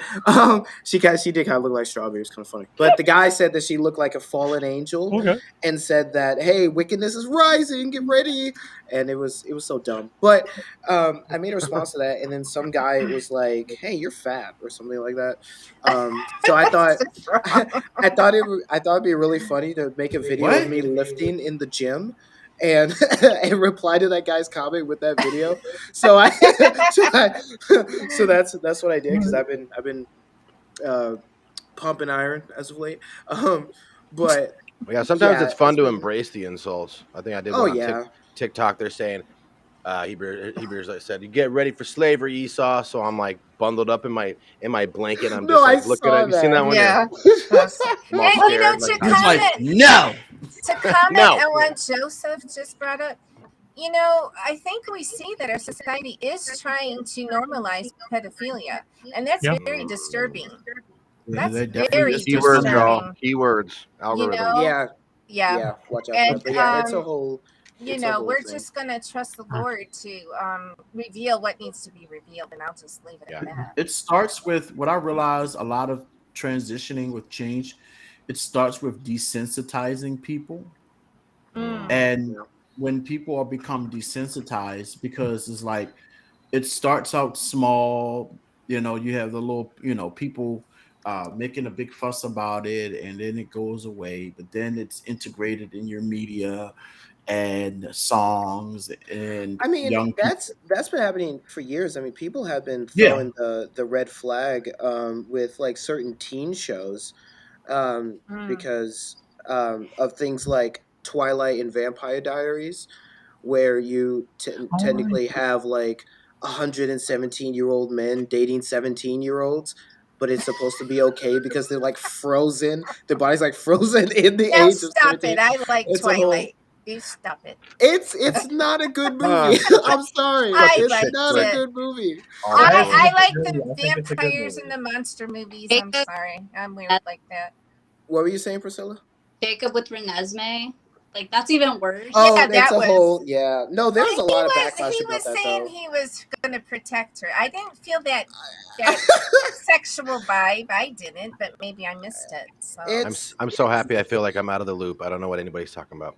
Same here. you and I Jesse, watched you're it missing one out on time. so much. well, next Jer- time you visit me, we're going to watch the entire Twilight series. Oh, Oh, no. goody. Oh, no, run away, run away. Lord Actually, have Jared, mercy. funny side tangent. Has anyone seen the Twilight movies other than Raven and I? I only watched the I've first seen one. the last one, but yeah, I've seen the last one. I was Oh. too busy like chopping wood with an axe and building Stop buildings and it. discovering Esau. fire. Esau, shush. What about you, Jared? Yeah, I've seen them. I love them. Why? Thank you. I like vampire movies. I like the I Interview do with the too. Vampire. I like Okay, True that was Blood. It was a Dracula big deal when was it came out. good. It was a big deal. I'll Yeah. admit that. It was no, a big deal. yeah. My I major, don't. my major gripe with the first one that because I didn't care about any of the romance, but my only gripe at when I first watched the first one was, so vampires are hiding because they turn to crystal. That's Yeah. not a problem for me if I were turned into a vampire. It's the other that's the other half a dozen fatality. They could turn to dust or explode or melt into a bloody mess, or they just or in the original Buffy the Vampire Slayer movie they just die. I'm like, It but was. I liked you Buffy. turn to crystal. Yeah. Okay. That You was turn to kind of crystal. weird. So if you want to make $1 million, okay, put your pinky into the sun, cut it off. Here's some diamonds for you. Oh God. Yeah, Yeah. it was a whole thing. I will say though that I loved that movie series growing up, and it definitely gave me one of my guilty pleasures, which is like supernatural drama and teen drama in particular. So like as much as I think the Twilight franchise and the Vampire Diaries universe is like really bad kind of in a lot of ways, and in Vampire Diaries is just self-contradictory. That show got all over the place I in the never end. seen that. If you That's how like people Twilight, watch the show. you'll It's so if you, confusing. I don't know, because I didn't like First Blood either. So I'm weird. I oh don't like you everything that's vampire or everything right. that's a monster, Right, but Edward had real love for her. He was willing to live for thousands of years for her. You don't He understand. was You willing know, to wait for marriage. I will give him that. He was waiting for marriage before he deflowered her. Ah, so sweet. yeah, but that's So sweet. that's a that's a whole thing. All right, but Jared, I think you asked Jared, what did he like about it? Jared, what did you like about the movies? Yeah. What was your favorite? What was your favorite highlights? Just the romance. I like romance movies. I'm not a horror fan. I like some action, Yeah. but I'm kind of flick kind of guy. Things. I forgive you. I forgive you. It's okay, Jared. You hang with us a little more, okay? No, Jared's perfectly fine. I got you, Jared. We're just kids. Well, I also do a lot of woodworking and lift a lot of weights and do a bunch of manly things too, and chop wood out in my yard. But I do like guilty pleasures are chick flicks and like Maid of Honor and I'm more of a post-apocalyptic guy, you know. I like, of course, the Christian is post-apocalyptic. I like because it always fascinates me to see how humans could survive after an apocalypse or a viral outbreak, and trying to rebuild civilization, knowing that you have flesh-eating zombies out there, no one. No, like zombies. I don't know. I don't get the zombie thing. That's a guy thing. Listen, it's but it's not like I'm not into the horror movie zombie like the Evil Dead. Like, that was cool. Yeah, but I'm more into the biochemist stuff. Resident Evil. Yeah, like Resident Evil or The Walking Dead, or just like Black Summer. See, I grew up with horror movies, so I like a lot of them. I did too, because of my mom. I get a lot of crap. You're a Christian, you're watching those evil things. Listen, I tell my girlfriend, like, listen, we're going to have some crazy maniac come after us. I'm going to be the only one that knows how to take that brother down. Yeah, I just don't want to. We've done the research.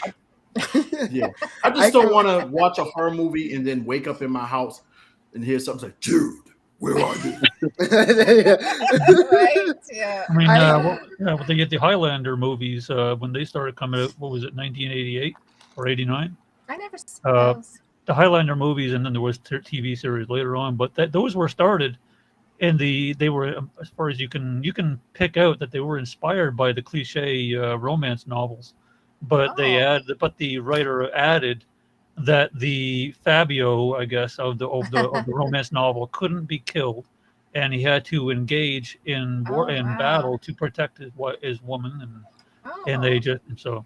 But that entire series was romantic. But I was in it for the. Was it good? Do you think? Do you think it was good? I've never seen it.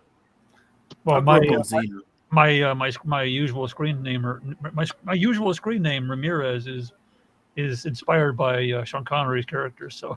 Oh, okay. Interesting. One horror movie I could not get behind. I watched Friday the 13th. I watched Nightmare on Elm Street. Oh, I like supernatural stuff. Oh, I do like too. Supernatural kung fu movies, like martial arts movies, supernatural romance, all that stuff. I find it really interesting. But, all romance is supernatural.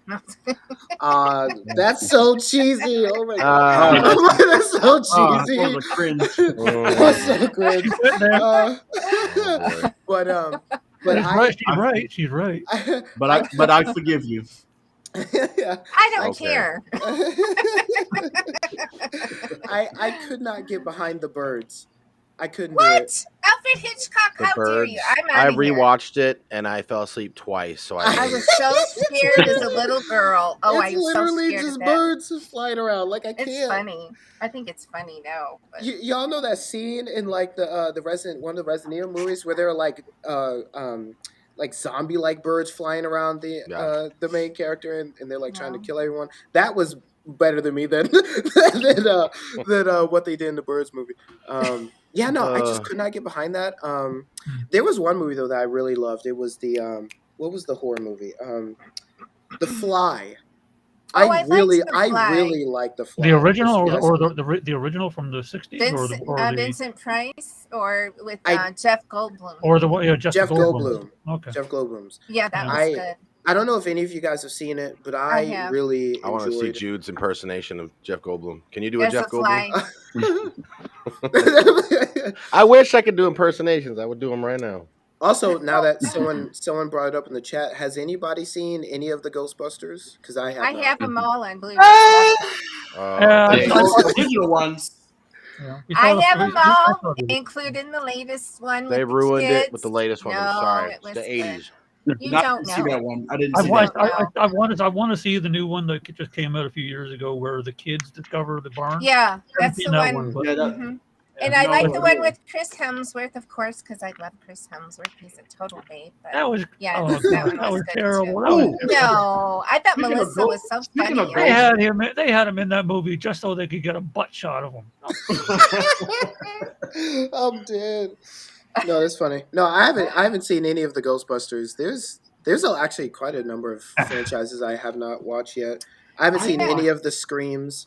I actually just watched the Pope's Exorcist, and I thought it was. I haven't pretty seen good. any of the Exorcist movies. See, you're I was thought watching that. I built thought- different. I am built different. Yeah. I'm proud of it. You got a problem with that, brother? Too?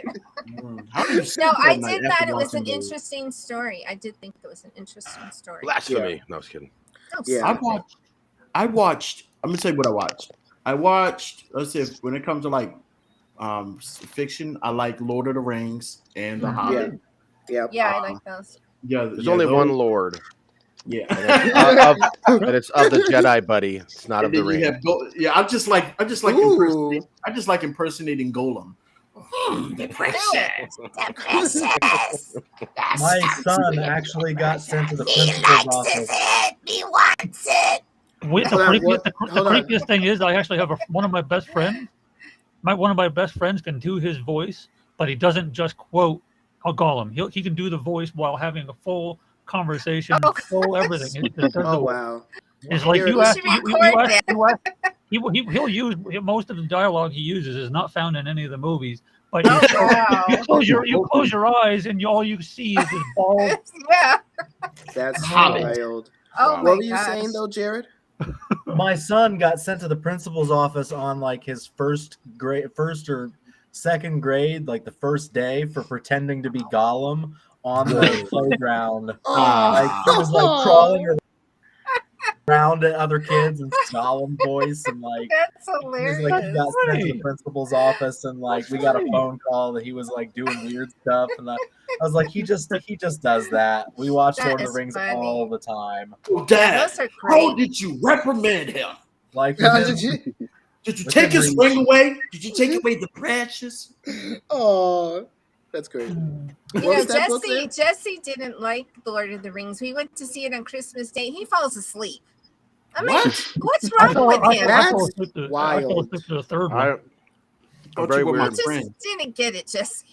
That's I wild, don't Jesse. sit through the traditional movies. I like documentaries. I'm so boring. My wife just sits there. Oh. He is pretty boring. Go through a whole church history, a 4-hour-long documentary on YouTube. Like, Then take Wow. notes. Yeah, he'll And send take notes. me something and go, Mom, watch this. I'm like, it's 5 hours long, dude. Oh, but you gotta watch this, Mom. but a brief moment of truth in my eyes. No, that's Yeah. funny. That's a power nap. Oh, what was that book? I'm sorry, Jared. I didn't mean that. Oh, it was the interrupt Lord of you. the Rings trilogy. Oh, okay, cool. I just always have it within reach. You never know Nice. when you need it, right? Yeah, and I've got it on my skin. I've got 2 Lord of the Rings tattoos. I've got the script Nice. of the One Okay. Ring Ooh, ooh, and ooh. Sauron. My daughter and used to everything. collect Yeah. the toys, but they don't even sell those anymore. Speaking She of Lord said of the what- Rings, I'm sorry. Okay, I'm I'm sorry, sorry. Raven. I'm sorry, Raven. I would say, speaking of Lord of the Rings, what's your favorite character? My favorite character My favorite character? or his? Both of y'all's. I don't know. You go Um, first, Jared. Probably Boromir. And who is he?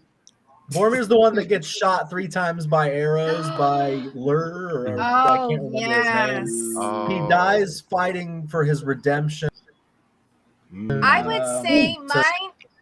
You Yeah. probably know Jared, her name, but the blonde girl who wanted to go into battle to fight. That's my favorite. Eowyn? Yeah, I'm torn between Legolas and Aragorn. That's fair. Aragon, yes. I'm torn between Legolas. He just he's like they He's elves so live a long. cute, isn't he, Jude? Orlando. No, I'm not Bloom. saying he's cute. I'm just saying he's just his precision with an arrow. Yeah, he was awesome. Oh, and there's a series. There's a Lord of the Rings series on Amazon Prime. There is. What's it called? I think I Power. have heard The of Rings of that. Power. Well, be sure to check that out. Is that good? Has anyone seen it? So No, I have not. Okay, I mean, I fell asleep. I've seen it. My favorite character in Lord of the Rings is the volcano that the ring gets thrown into, because you know the movie's over after that. Oh wow, that's crazy. Wow. Wow, Just stop what it. a jerk! Why would you say something like that, Jesse? Yeah, what's wrong with you? it's the disrespect to I the entire raised you franchise. better than this. Shots okay? fired! Shots fired! The movie still has Some like of the- half some an of the hour geeks- after that point, though. Some of Well, the, he's some of the geeks that honest, right? He's Dominic. honest.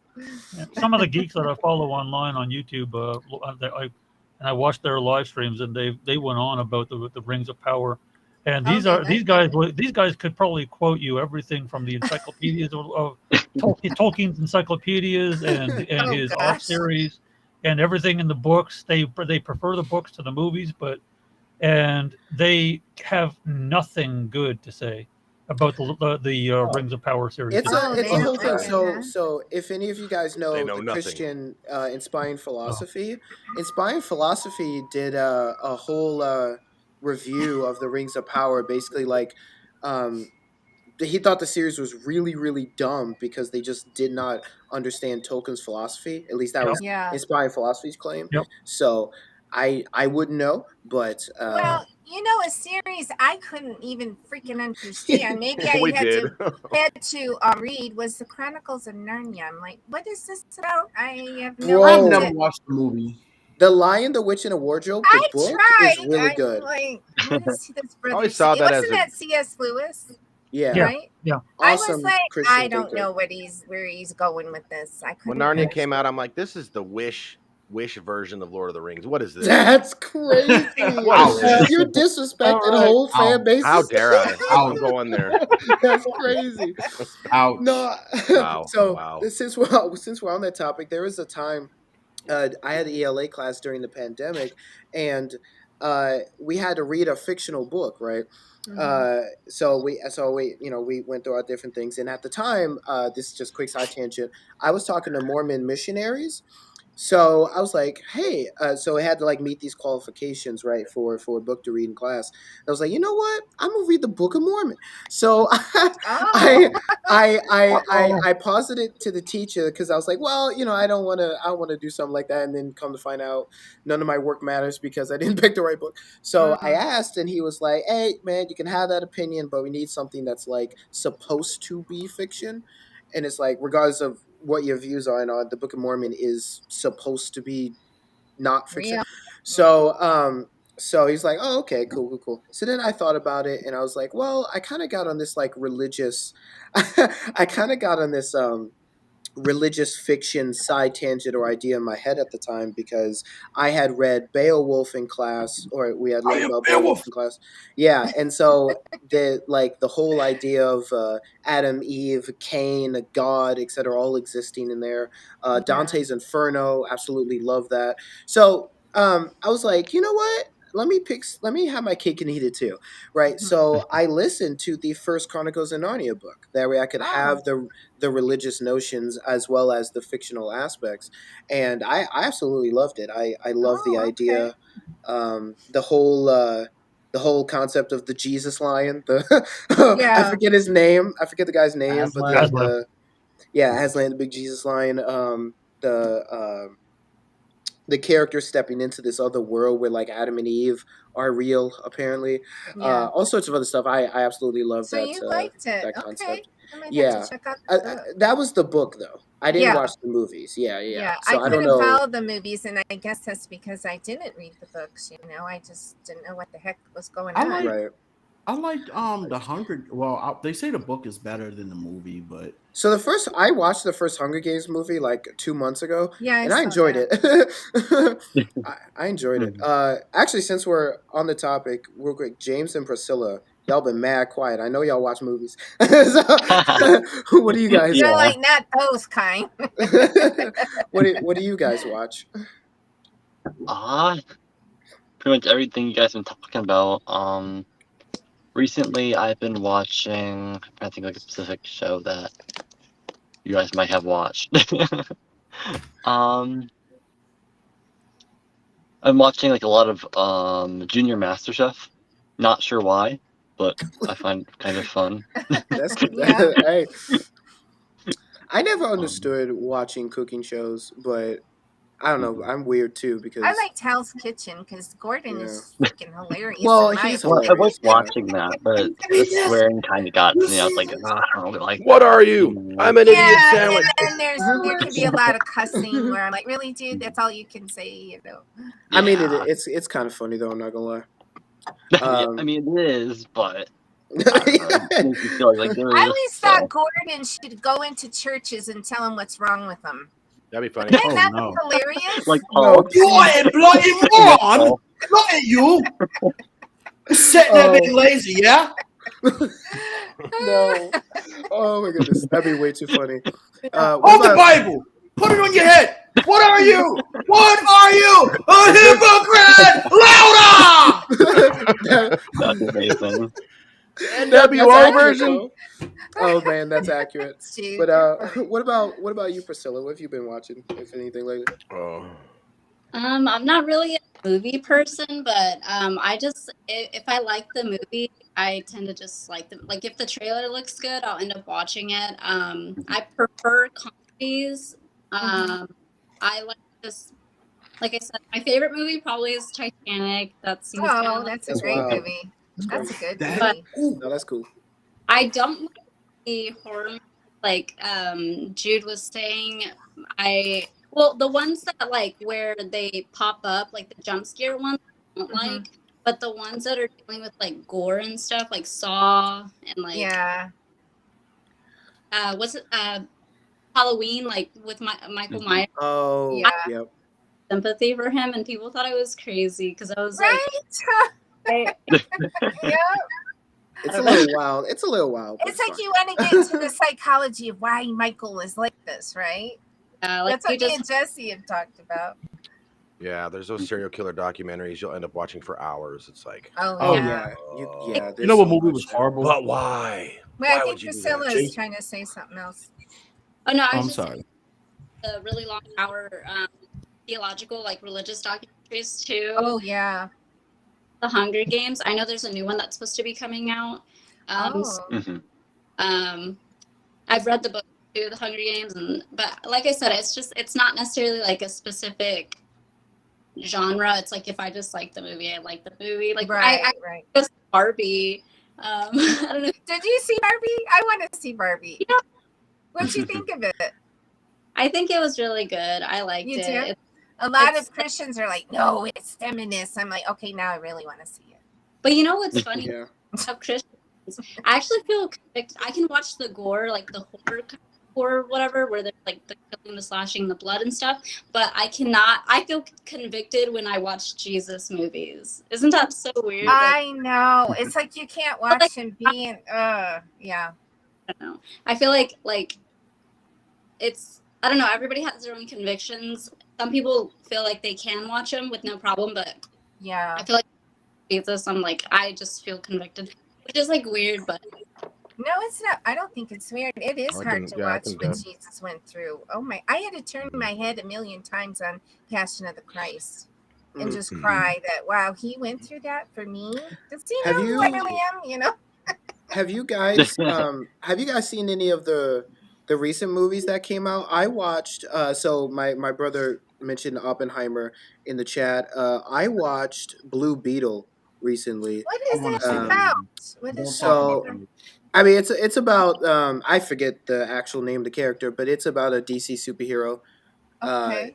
Yeah, he's Yeah, so it's funny because the only time I've seen him is when is in like games, and I think maybe there was an animated show or movie I might have saw him in, but I didn't know much about Blue Beetle, so I watched the movie as a new convert to the fandom. I don't know, and it was so I'm tired. This is just a whole rant. I'm tired of like the whole Enterprise now. Like I was born in '03. Okay, so I grew up on it's like by the time my memory started, I think like the first Hulk movie was maybe coming out. The first Iron Man movie was coming out. The Spider-Man, two of the Spider-Man movies had come out with Tobey Maguire. I grew up on the old Batman stuff and got to like see the release of Batman Begins.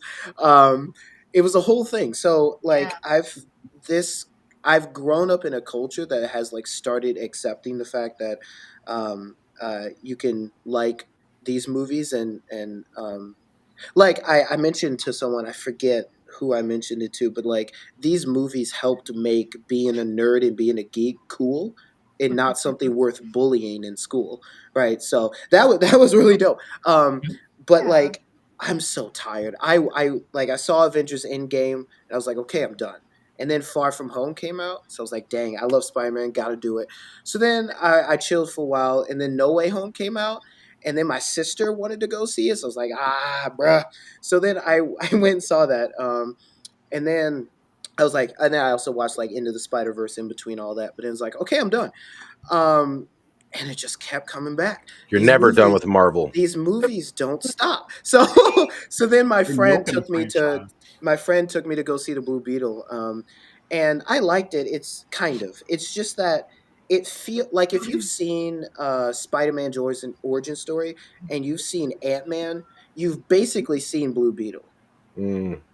That's it's. Well, then I don't want to Blue see Beetle is essentially a kid who discovers a alien from a lab, and that alien gives him Iron Man powers, essentially. That's scary. These are what I call guy flicks, but I have another word for it, and I can't say it on here. Not on a Christian channel. Not on a Christian channel. But so I tried to watch some of them. I liked Wonder Woman. I thought that was good. I don't know if you saw Wonder that. Woman was good. The first one was good. With Gil Gadot, I like her. She was. She was a good superhero for a woman. Yeah. I'm just kidding. Just kidding. It's a joke. It's a joke. You're good. What's weird that you mentioned Gal Gadot is that Gal Gadot she's going to be playing Grimhilda in Snow White next year, and I'm like, yeah. Cool. You want to convince us that she's not as pretty as Snow White, right? She's the most beautiful thing in the film. It's like they've already shown screenshots of who they're working with, and I'm like, Grimhilda had a very ugly, grimace look on her face in the cartoons, and even in the 1800s black and white etches of her, she had a very feminine body, but her face was scowled. But now you want to make us look at this beautiful woman today and make us think there's some no. And then they show Christy, whatever her name is. I was playing Snow White, and I'm like, there's just no way she's more pretty than Gal Gadot. But what's with this whole new Snow White thing with that girl's like she hates the? I forgot that they did something with the Seven Dwarfs. I haven't seen it, but there's a lot of controversy. I have no idea. I gave up on like Disney remakes. They massacre. They've massacred every single one. I liked Jungle Book. I like what they redid Jungle. I like Mowgli. Mowgli was pretty cool. That one's fun. Yeah, that's good. Let's see. I like when they redid Beauty and the Beast. Yes, that was pretty good. Too. He looked. Although, in my opinion, they could have made Beast a lot more bigger. But he looked like Krampus, but we're not gonna go there. And I've seen that too. Think of it. I own Krampus. I liked Krampus. Yeah, and after that, it was like downhill from there. Lion King was like a voiceover documentary. It was okay. I couldn't watch Aladdin though with Will Smith. I'm like, he did good on a genie. He didn't mimic Robin Williams. The Lion King thing. I like the only thing is like I'm okay with the Lion King, the live action, CGI Lion King having an all black cast. I'm okay with that. but they still should have got Jeremy Irons to do the voice of A Scar. Scar. Yes. I'm sorry, but that was their only major error. Their I only error agree. No, it wasn't. They They messed up the songs. And yeah. that too. Songs were Yeah. horrible. Yeah. Oh And my what's gosh. with the Little Mermaid? The sister's black now. Is there a problem with the White Mermaid? What's going on here? It's Disney's. What's the word I'm looking Politically for? correct. Identity. Yes. It's the But I Oh, haven't yeah. seen it. I'm probably going to DEI. watch it. But Yeah, but the reason why they did that is because the people who are writing it and people who are producing it are not actually reading the source material from what was it? Was it his last name is Christensen? From the Hans late Christian yeah Andersen? Hans Christensen, and Yeah. he did the original writing of it in the late 1800s or early 1900s, and it was based on in Dutch, in the Deutschland, whatever. Okay. Yeah. So Yeah. it's like you had very little, if at all, any non-white people there. It was very European, Right. and right. they all you go back into their myth lore in the last 300 years, and it's all like ugly creatures. But with mermaids, were all depicted as white people. You can't blame them. Yeah. They were isolated from Africans. They were Right. somewhat isolated. Yeah, So- but I I just mean, like to I just wish we could get to a point in our country where we just love everybody. Yeah. Nobody's above anyone. Every Right. color is beautiful. I wish we could get to that point. You know what I you mean? and me both. It's Yeah. Yeah, definitely. Well, I the funny thing about Little Mermaid, though, is that the original voice actor, and it was a man doing drag. He was in drag, did the voice for Ursula. Really? And Oh. it's like if I'm not mistaken, they were saying somebody said that he was still alive when they were shooting for the Little Mermaid 2 years ago. So it's like you had a Really? perfect opportunity to get Ursula to play Ursula, and everybody would be wow. perfect with it. James Everybody would be Earl okay Jones with it. about to play his That's role. crazy. Scuba. Yeah, it's a whole thing. But I don't get it. Yeah. I kind of gave up on the whole Disney redoing the thing because I saw Aladdin, I saw Lion King, and I saw Mulan, and I'm not. I liked Mulan. it was hilarious to me because I grew up on the Mulan cartoon, the first Yeah. one, Yeah, I but love it. I had not watched Aladdin until I was 17. So, and I did it Oh, so bless that your I heart. could watch the live action movie. So, so I watched the cartoon, and I'm like, I love Jafar. Jafar is Jafar was fantastic. hilarious. He's amazing in the cartoon, and I like, even though it's a cartoon, I was genuinely worried he was going to take the dub, just because, like, Yeah. he was actually a really good villain. Oh, And he was. in my problem with the Aladdin movie was just that I couldn't take Jafar seriously in the movie. Nah, He looked dumb and goofy. Who I played just I Jafar couldn't. in the movie? I don't know. I don't think it matters. I don't even remember anybody but Will Smith and the monkey. I'm not gonna. And Yeah, that's the same. end. I'm not gonna lie. And I'm not that's the gonna lie end. to you. Yeah. Yeah, but I definitely kind of gave up after that, and then. But yeah, no. So the whole superhero craze tired me out. But yeah, I saw the Blue Beetle. It wasn't bad. I think probably one of the strengths of the movie was definitely the jokes from what's the guy's name? They got that really famous Mexican actor. George Lopez. Yes, George Lopez was hilarious. I gotta rant. I don't really care about politics, right? So I'll leave that to all y'all. I do not care. Oh boy, But we're going down that road. Oh boy. I I don't do, but I'm not understand. allowed to speak on them on our channel, says Jesse Walsh. No, that's fair. But no, it's not about politics as a whole. It's just I don't understand why they joked about Batman being a fascist. I don't like he's not a fascist. I don't know if I'm missing something or if what, but like that was the only joke in the movie where I was like, wait a minute. That's not I don't get it. But everything else kind of landed with me. It seems my connections kind of kicked the bucket. Yeah, that's fine, man. Thank you so much for joining. Thank you all you guys for joining. It's definitely been a good time for me. James had to go because his internet is messing up, as he just mentioned. But yeah, that was the only joke that didn't land for me. But outside of that, I thought the jokes were funny.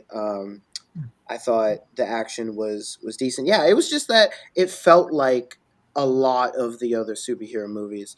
Um, yeah, So what, so so what that did you was my think? only thing. What did anybody think of? Because I never watched it, Black Adam with The Rock. I never watched it I either. didn't see it either. I watched the Batman instead of Black Adam, and I'm glad I did. Are Apparently, you talking about the Batman with Rob Patterson? I didn't like that one. oh, I loved it. I thought it I was didn't. I was like, this is going nowhere, and I'm bored to tears. Yeah. so. I really like the fact that they did slow down with him and create a Batman that is actually a detective, because in the That was comics, kind of cool. Yeah, right, that part was. right. There's not a lot of Batman media that I'm aware of that capitalizes on that in the way that that movie did. The only other That's thing I can true. think of was the video game, the Batman the Telltale series, that utilizes his detective skills really well. It's like a choice-based video game that was made by Telltale before they went out of business. But uh, Well, other than that, you it could also was. play Batman Arkham Asylum as well. I have, yeah, and there's some there. There's definitely some there, but There's it's definitely a not. lot there because I've Yeah, And never now seen let's talk about Teenage Mutant Ninja Turtles. Yes, Turtles so- in Oh, a God. half shell, turtle didn't watch. power.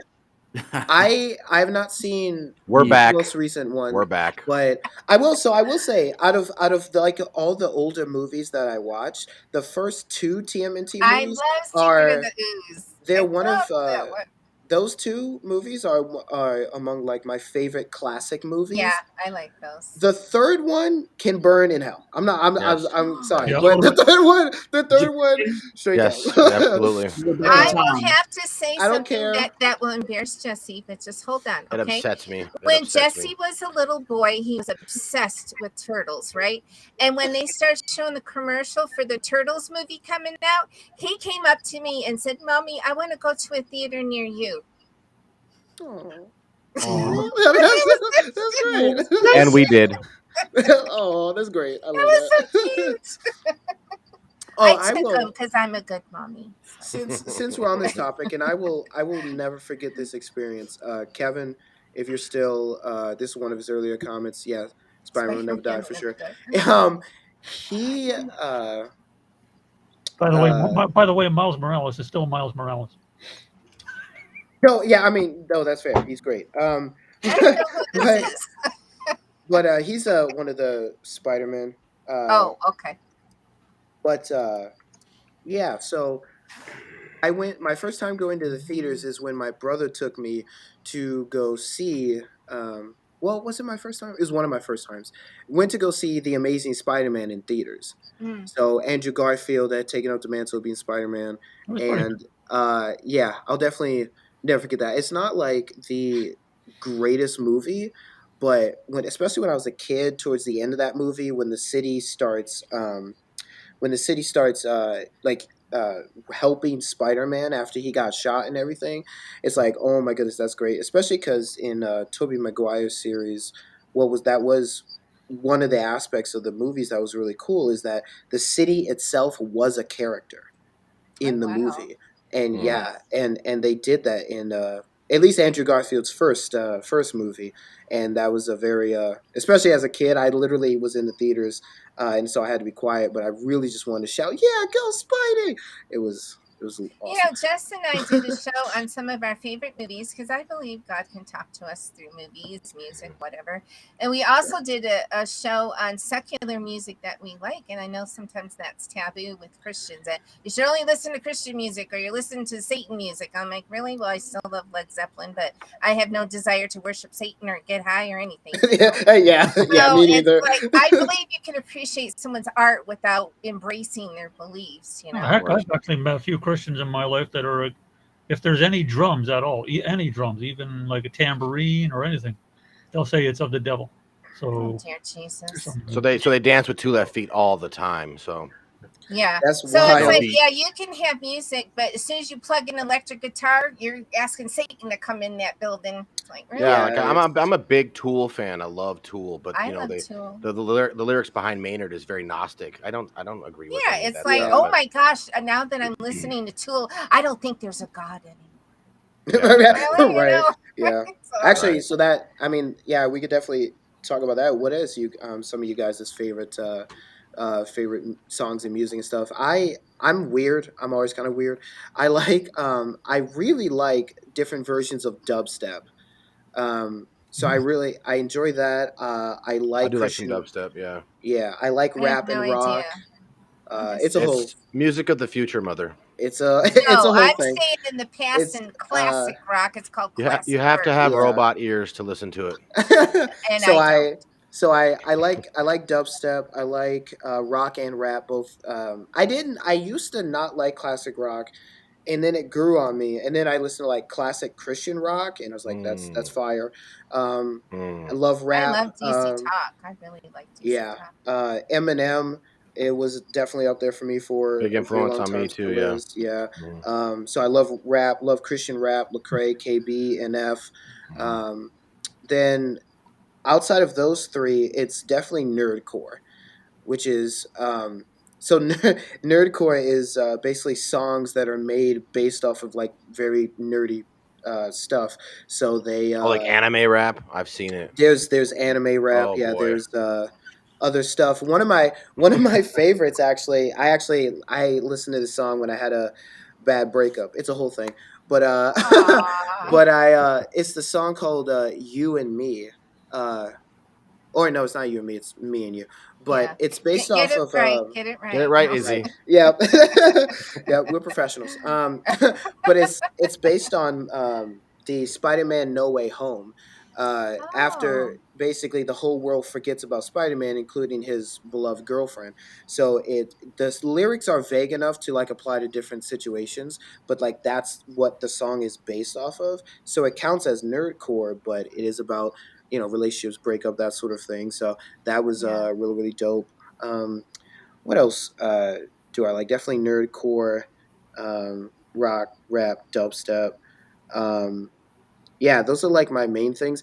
I really like among dubstep. I really like deathstep. It's basically a harder version of dubstep, except a lot of the concepts and songs are around horror or mythological characters. So they'll like even in the song they'll craft entire like fantasy um, Oh wow. yeah, like fantastical stories, and then the Mm-hmm. songs will be based off of that.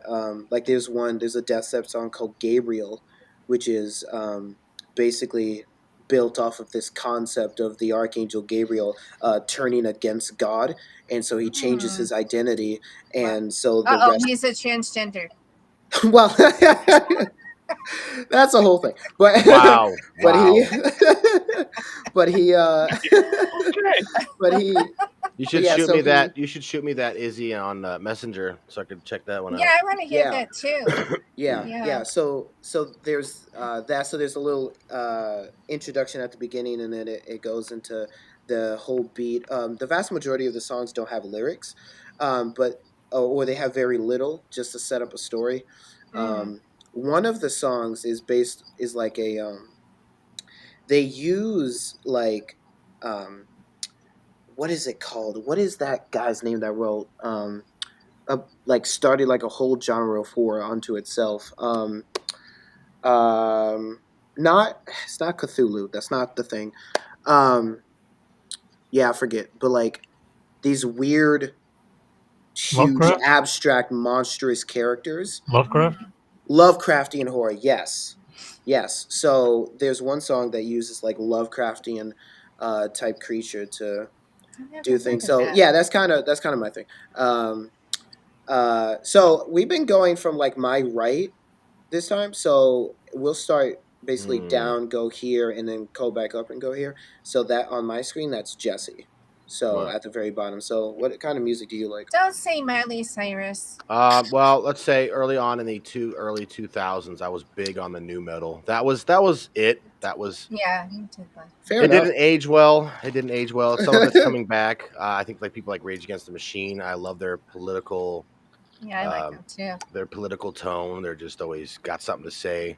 Killing in the Um, name of. Yeah, they're pretty dope. They've always been. I think they did it right with the rap metal. They did it right Yeah. because Mm, they lasted longer. they've Mhm. aged better than people like Limp Bizkit and Korn, and Korn is I like some still old like dudes. Korn. True. Korn's still cool, but a lot of bands I fell away from. Yeah, like you said, a lot of hip hop. I like Big, Pac, M, Nas, all them, like the goats we would consider. But also like throughout my 20s, I started liking some country. My mother will love that I fell into some country music, found into to I some hate country. some Sorry. funk, a little bit Me of too. funk, a little bit of alternative, all that stuff. So Mhm. I think my policy is now if it's good, it's good. You just can't deny it. My You can't deny it. policy. You can't deny yeah. You can't deny a George Strait song. Come on. That is I country can right very there. quickly. I'm Yes. telling That's you. I'm understandable. telling you. Familiar? You got a No. George Strait song going. He's wrong. He's What wrong. about you, Jared? What did you like? Actually, since we're on the topic of music, and you are an atheist now, do you still like listen to certain Christian There music you like go. Skillet and other things like that? He's in the hot seat now. Like being raised Southern Baptist, a lot of hymns. Like we Oh. did some contemporary music, but it was mostly just singing hymns. So I'll still listen to like Washed in the Blood and Okay. Yeah. The Old Rugged Cross, and they still make me cry. Like I'll sit Yeah. there and remember what it was like to sit in church, and I will still get a tear in my eye and remember those fond moments of sitting in church. Right. But not really anything contemporary. Thousand Foot Crutch. What's the other one? The really Skillet? big rock. All them like 5 times when I was a kid. Yeah, I like But Skillet. I just can't do Christian music anymore, promoting things that I just don't believe and I think are actually a net negative to society. So I That's just I don't. fair. Yeah. Because Yeah. I didn't say this earlier, but I'm technically also an anti-theist. I believe that religion, as religions, are a net negative to society, and don't enjoy them. I'm not an anti-theist like believer. The beliefs are negative. So I mean, music-wise, I like classic rock, 60s. Thank you. Yeah. The Yes. Black Sabbath's dope. the Doors, Black Sabbath, Stones. the just the Mhm. Eagles. Just everything from the 60s and 70s. I love Woodstock music, Joe Cocker, Yes. The Who, Janis Joplin. Janis Joplin, Jimi CCR, Hendrix. Hendrix. Who doesn't love Yeah. Hendrix? Right. The band. Yeah.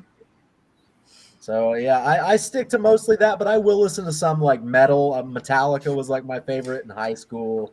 I've seen Oh, yeah. Korn, I've seen Yeah. Disturbed, I've seen Love Danzig, Disturbed. I've seen I had a concert in 2011 called Rock on the Range in Ohio, and it was like 40 or 50 different bands. Like Danzig was there, wow. Avenged Sevenfold, Oh wow. Ooh. Red Jumpsuit Apparatus. They had a bunch of different like bands. POD was there. I saw I like POD. POD. Ooh. Yeah, I loved them when I was a kid growing up. Yeah. Yeah. And so I liked a lot of the grunge too. I don't know if you like the grunge, Jared, but I like the grunge from the 90s too. I was born in '94, so the year Cobain killed himself, so the year grunge really died. So Yeah. I did like. My mom hated grunge. She I hated. liked it. I never did until I turned like 20 something, and I was like, yeah, Nirvana, cool. My mom, Soundgarden. yeah, Soundgarden, Audio Slave, Alice in Chains. Yeah. Yep. My Alice dad in likes a Chains. lot of grunge, and my stepdad liked a lot of grunge. Yeah. And I latched onto it, but I was never as big into grunge as I was into like 60s, 70s rock, Yeah, me too. Yeah. 80s metal. Like I never liked metal. Jesse I liked started getting metal. into hair bands now. I like it. Oh He's no. the one that called to feel good. He's No, the one that makes no, you feel no, all not right. Motley He's the Crue. one that called No. to feel good. No. Yeah, Motley Oh, Crue, Rat, Slaughter, Scorpions. Scorpion, Whitesnake. White Snake I liked. Yeah, there's a lot of 80s in my house. Like 80s hair Nice. metal. Yeah. Yeah. Love Cool. ballads. That was it right there. What about you, Priscilla?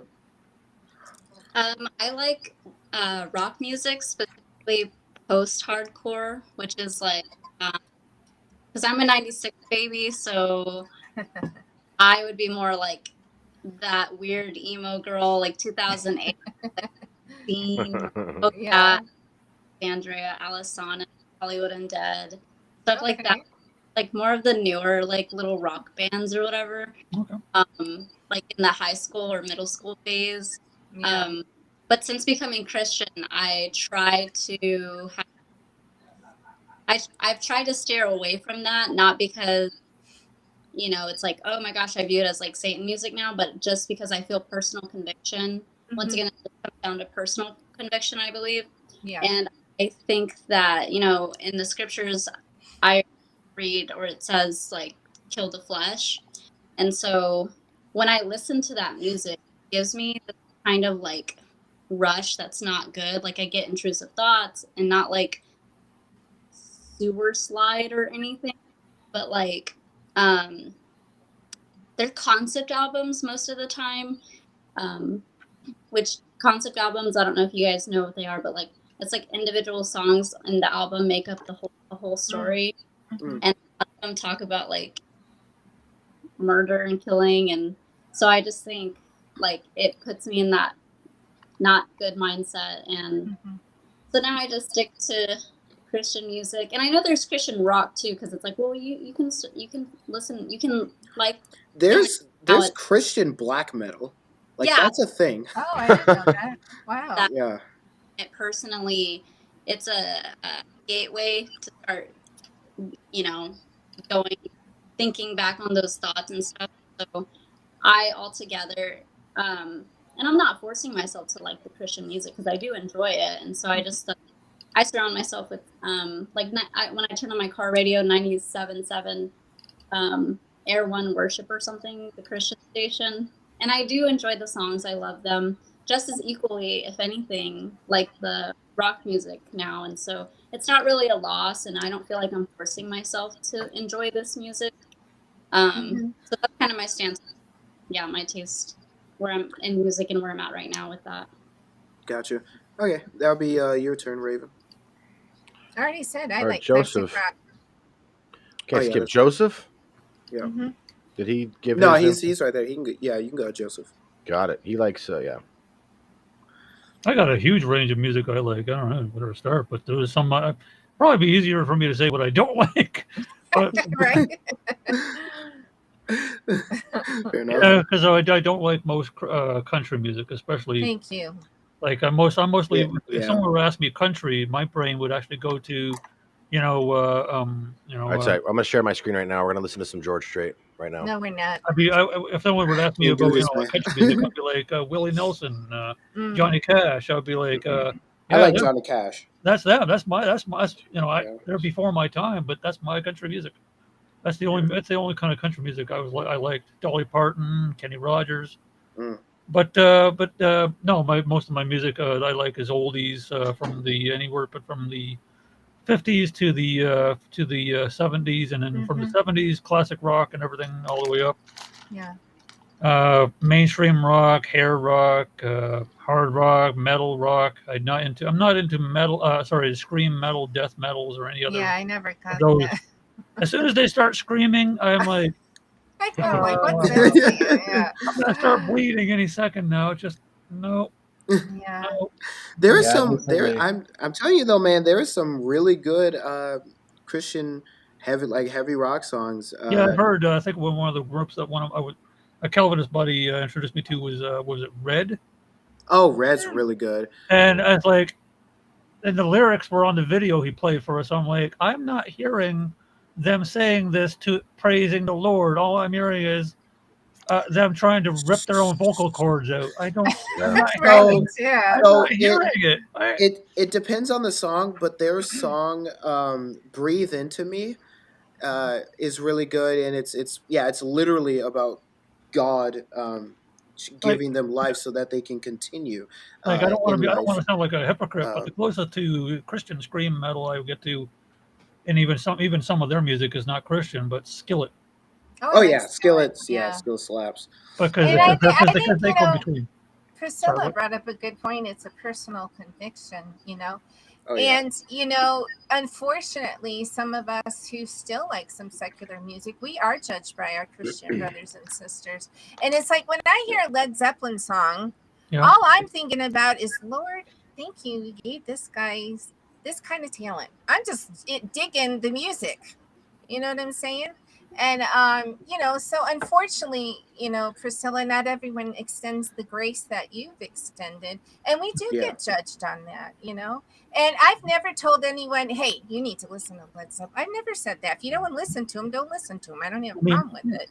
like like Matt Slick I brought up earlier. Like one of the things that he gets made fun of is that he loves scream metal, hard rock. He's into Oh, all that. Matt Slick Yeah. loves that heavy metal. And Yeah, he's made fun of oh, it by his major peers, like, and they're always just like, "Well, Matt Slick likes it." I'm like, yeah. that's funny. and he's I like, think we "What?" can go. I think we can go to Romans 14, and everyone should be fully persuaded in their own mind. I mean, I Right. like Rammstein, and I don't understand anything they're saying in Rammstein. I German. don't Yeah. either. And I've looked up some of the lyrics to what they're saying, and I'm like, I don't want to know. They're very gory. They're very disgusting. They're very sexual. They're very perverted. They're very morbid. Yeah. Yeah, But I didn't understand because it's German, right? Aren't they singing in German, or Yeah. am I I think wrong so, yeah. about that? Mm. Okay. I started listening because one of the unfortunate things that I found was that some of it does, but the vast majority of Christian music, like it doesn't, especially like when I had a lot of issues during the pandemic Yeah. with mental health and other things, and then my Mhm. first semester here, uh, I I could not find Christian music that like really got what I was dealing with and like got Mm. the depression, the anxiety, the ideation and all of that sort of stuff. Right. So I found so like through finding different music that did express how I was feeling much more than any Christian song I could find. I found hyper uh, a band that makes hyper pop music, Mm. um, and one of their songs, "Deep Fake," was Oh wow. so good. But um, that song is so depressing.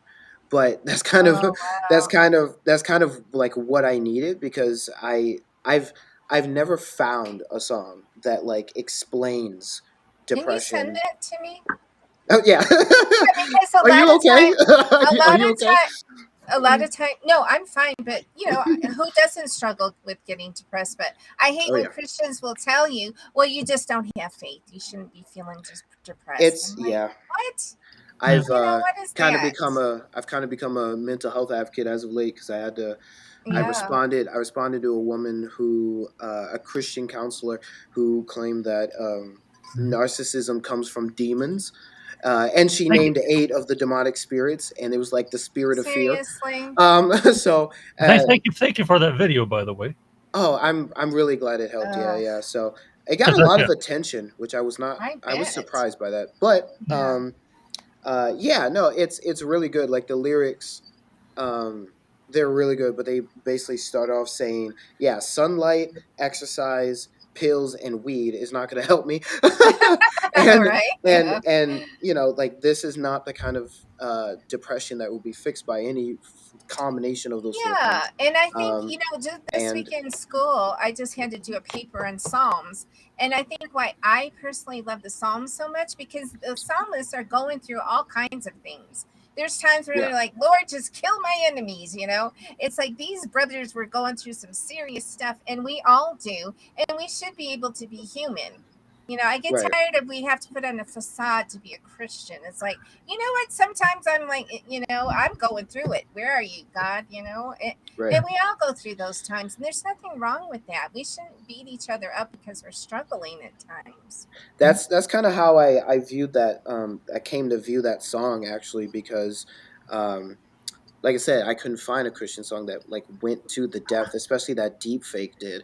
Wow. That song brings up a disassociation when like an experience is so traumatic that you like literally disassociate from Right. reality and the experience in order to protect yourself from That's going through it. true. It's so Yeah. that's mentioned in the song. Wow. Having like a fake personality because you've had to put one on for so long.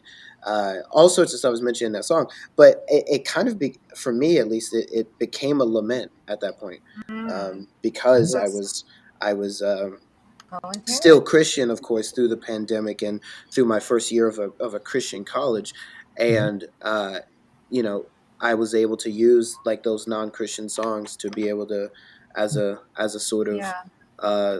lament, and a lot of times they've it felt better than some of the Christian songs, like I said, because there are Christian songs. I know some Oh that deal yeah. with that, like Yeah. what was, I forget the band and the song, but they talked about um, suicide ideation and stuff. Wow. There was God Only Knows by King and Country. Yeah. That's, I mean, the music video is One of my about favorite that. songs. Yeah. I like Yeah. Switchfoot. I like Oh, Switchfoot. I same. like Jars of Clay. I thought Jars Hmm. of Clay kind of had that rawness of, Lord, I'm Yeah. going Yeah. through it. Are you Like up if there anybody, listening? You know? yeah, if anybody likes rap, NF does a lot of good Oh, I do Oh, like NF, and I do not music. like rap, but I do like NF. Yeah. yeah. No, Uh, he's yeah, one of the few who's like, yeah, no, I'm Oh, his depressed, bro, and songs I'm are gonna tell you. intense. yeah. Oh my Yeah. gosh. I still have over 30 songs by Lecrae and his friends, but it hurts my heart to know that Lecrae sold out. What happened with him? About a decade ago, or less than a decade ago, he was offered, and he went on to one of the music award shows, and Uh-huh. he let it go to his head, and he did not preach the Lord. He just preached America and the flag, and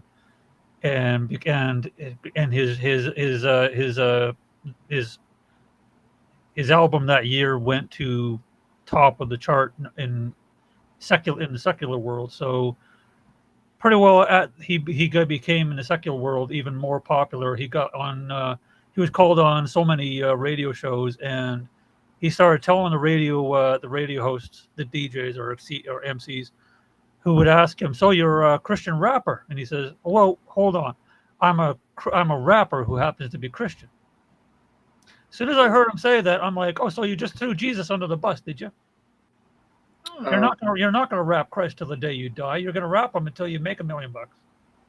Thanks." I think you said it yeah. because I've heard it the opposite way, to where they say, I'm a Christian who so happens to be a rapper. Yeah, but he Yeah. actually, like he Yeah. said it. I heard him say it on video. So Yeah. Well, I'm not sure if I think that was a bad thing he said, but maybe I don't know what He he did. meant He entirely.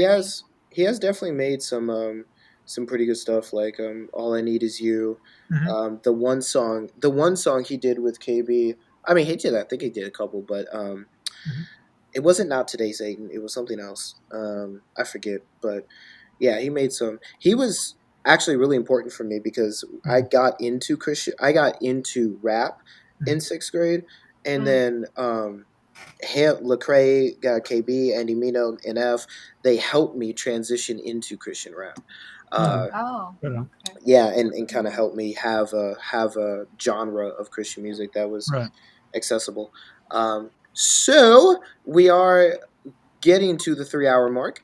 That's Right. fun. Yeah, and I have to go. So Yeah, if you guys have to Yeah, go, it's almost 11 that's o'clock here. Yeah. yeah, that is totally but up it to you has guys. been fun. I liked it.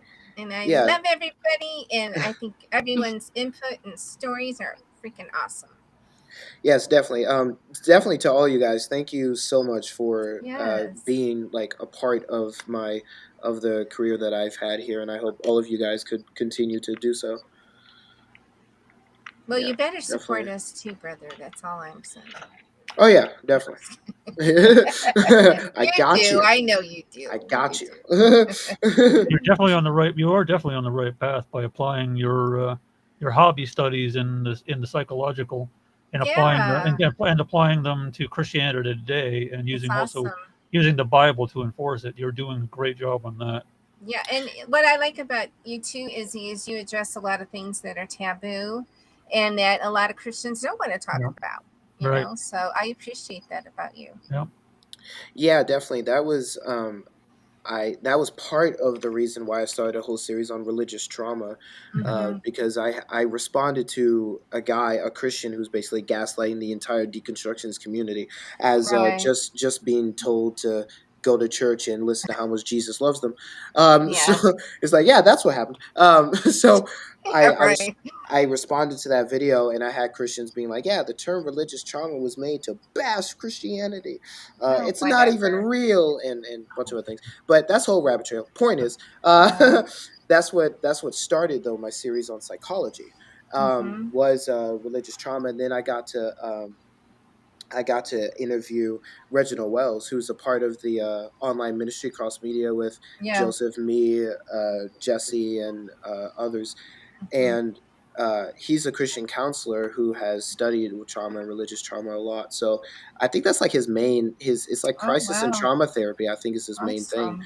Yeah. So yeah, I got to interview a Christian counselor about religious trauma, and look at some of that research and stuff.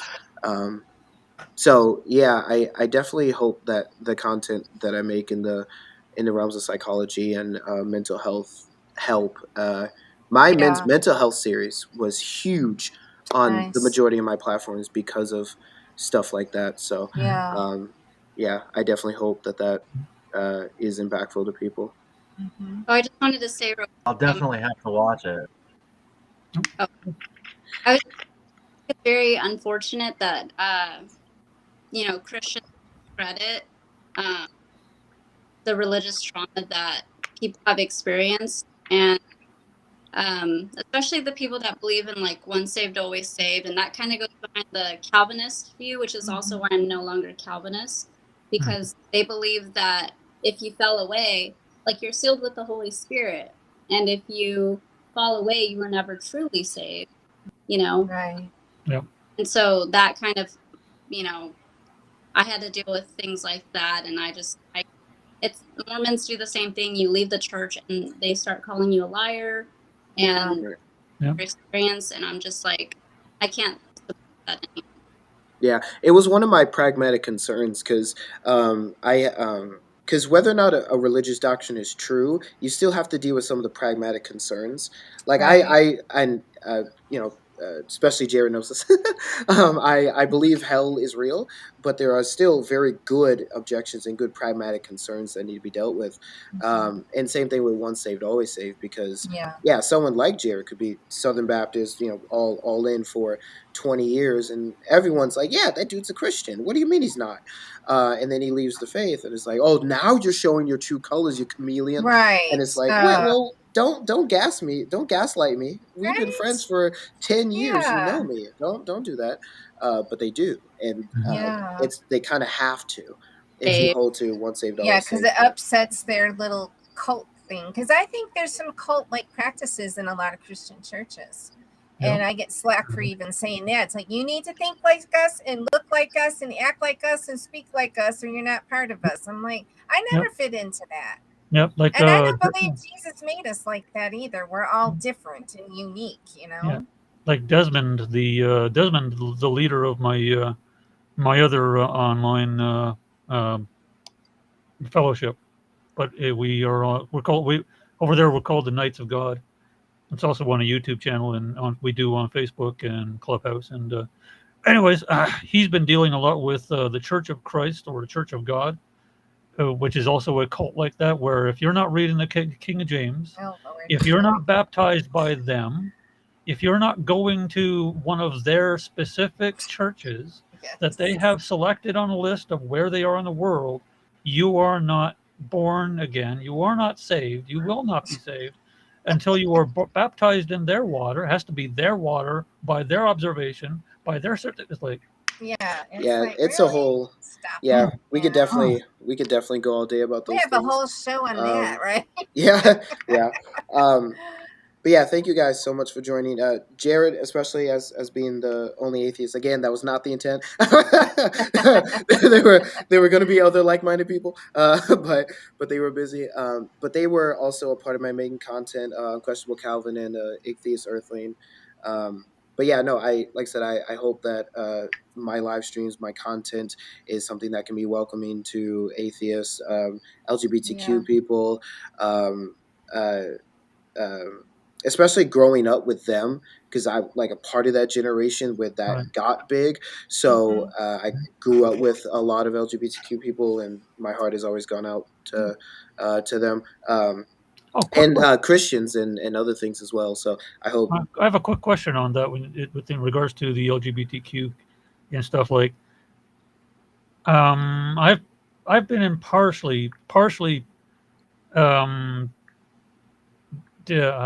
ostracized, I guess, separated from my extended family on my dad's side because on Facebook or other people might be in my shoes, as say Twitter and whatever else, they're posting anti-LGBTQ pride content because you're against the pride and parades and their propaganda and they're pushing in your face if you're against that, but you're not against having friends and family who might be bi or gay or they don't want to be sexualized in any way.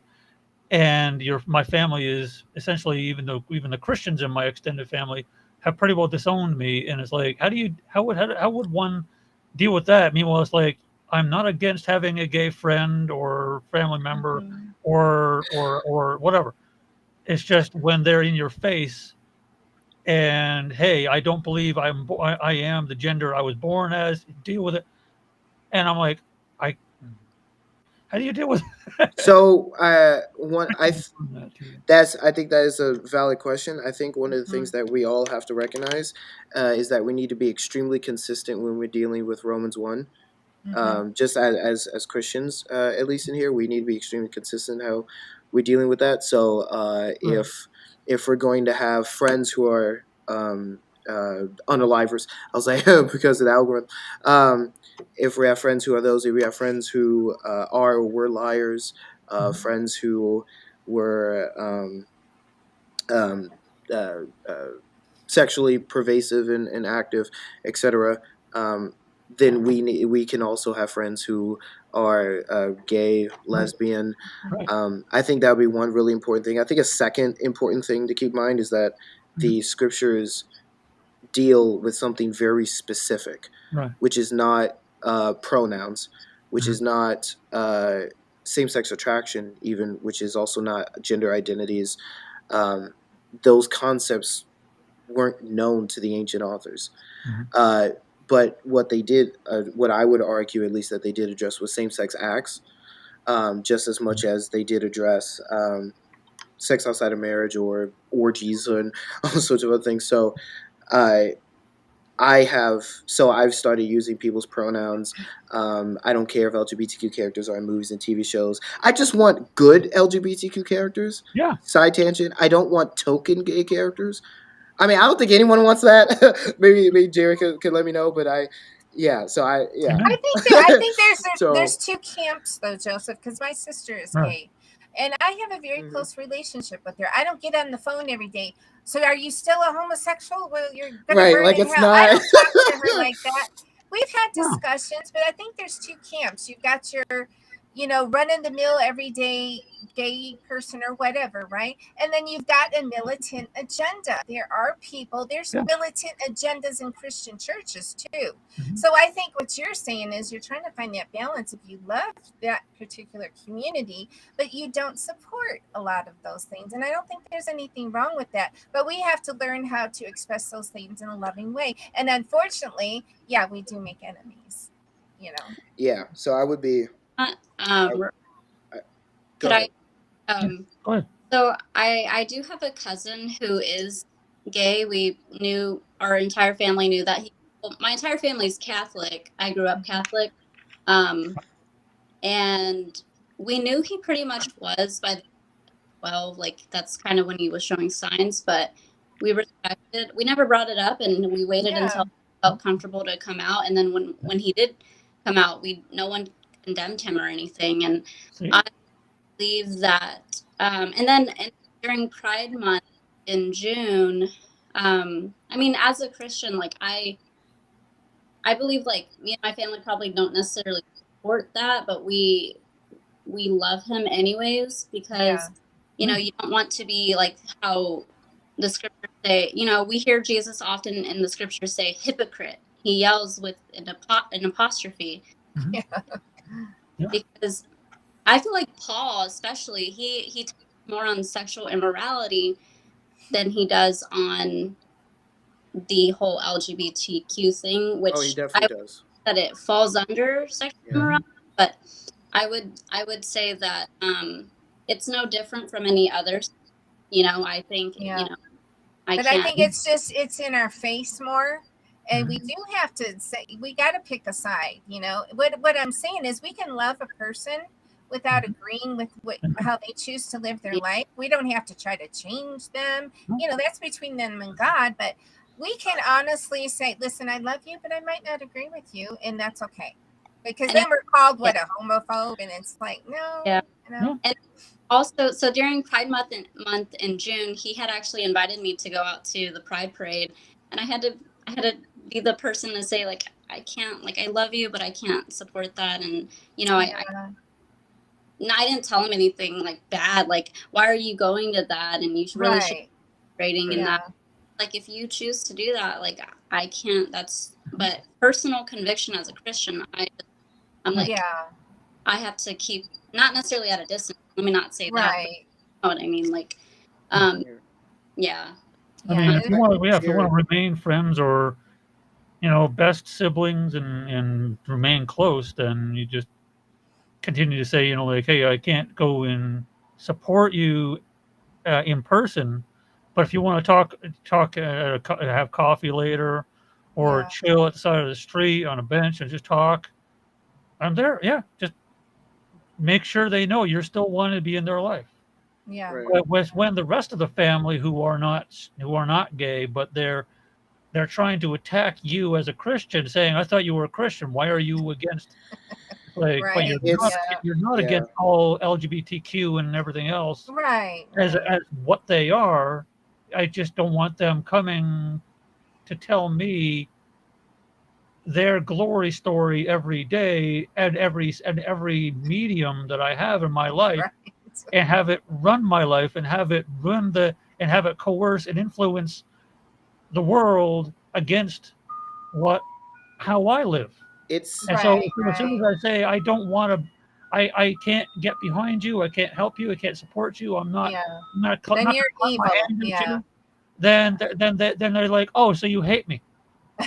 Right. I Disagree equals think hate.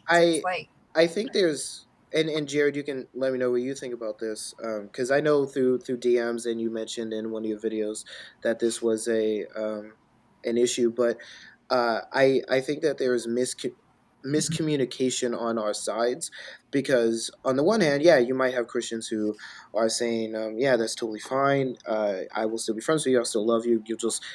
I'll just be a good. I'll be a person to you, like normal, like I'm with everyone else. I just believe that there are issues of sin, and for one of my family members, it might be alcoholism, and for one of my family members, right. it might be this. Yeah. Just don't push that stuff on me, right? It's. I don't think it's either they're not. It's just that the minority community of the US needs to shout in order to get their voice heard, which I think is something that all kinds of minority communities could get behind. I'm pretty sure there were plenty of not to make this a racial thing again. I don't care, but I'm sure there were plenty of like white people in the 50s and 60s saying, "Oh my goodness, they're putting all these black people in these shows. Yeah. Why can't they just like exist somewhere else?" And so and no, yeah, right. So I as don't know how I would live without black entertainment in my life. I right, mean, right, yeah, My same here, three I love same it. grandsons here. are mixed. I'm raising three Yeah, mixed grandsons. right, So, right. And so that's us now. And what I'm hoping though is that um that will kind of understand that the LGBTQ community is a minority community that needs to advocate for itself consistently, because a lot of people do not like them and do not want them to advocate at all. People thinking that Pride Month is Demon Month, which is so ridiculously dumb, and that and Never heard that one. yeah, it was a whole Christian rap song I that don't came like out. Pride Month. I'm It's sorry. a I just whole don't. No, me I neither. don't uh, support I it. the difference between like right. affirmation, like I will accept that you are gay and or LGBTQ or part of that community. Like if you are, that's fine. I accept that. But Mhm. but they go a step further and they want you to also affirm it, and then Well, that's yeah, Yes, that's the issue. That's the yeah. issue. So I'm not necessarily arguing for that, but I want us to be. Um, it's an issue where, like, again, they are the minority and they do need a voice, and no one's going to give that to them but them. So as much as we might feel it's being pushed on us, uh, it's you might either say it's out of reaction towards the things that they have experienced, or they could just say that this is the result of them getting their voice and being able to have equality in government marriage and in movies and TV shows and in various things like that. And don't I don't actually have an issue with that, because, like I said, my view is extremely limited because the text of Scripture is extremely limited. So uh, the text doesn't say anything about marriage in relation to LGBTQ people. It doesn't say anything about pronouns and various other things, because, again, these concepts didn't exist. So it shouldn't be as big of a deal, at least in some Christian circles, as it is. But I think, like, people like who said that the dumb Christian rapper who said that you're not gay, it's the demon that's inside you, which is not scriptural at all, and really dumb and just homophobic. Or the Westboro Baptist Church, especially, No. they it's Wow. people like that have made it very difficult for this community, just like racist white people would have made it very difficult for Black people at a certain point in time. So I think that's where the miscommunication comes in, is what I'm trying to get at, is that it's not it's is in your face, but they also need to advocate for themselves, because no one else will, and a lot of people do not like them.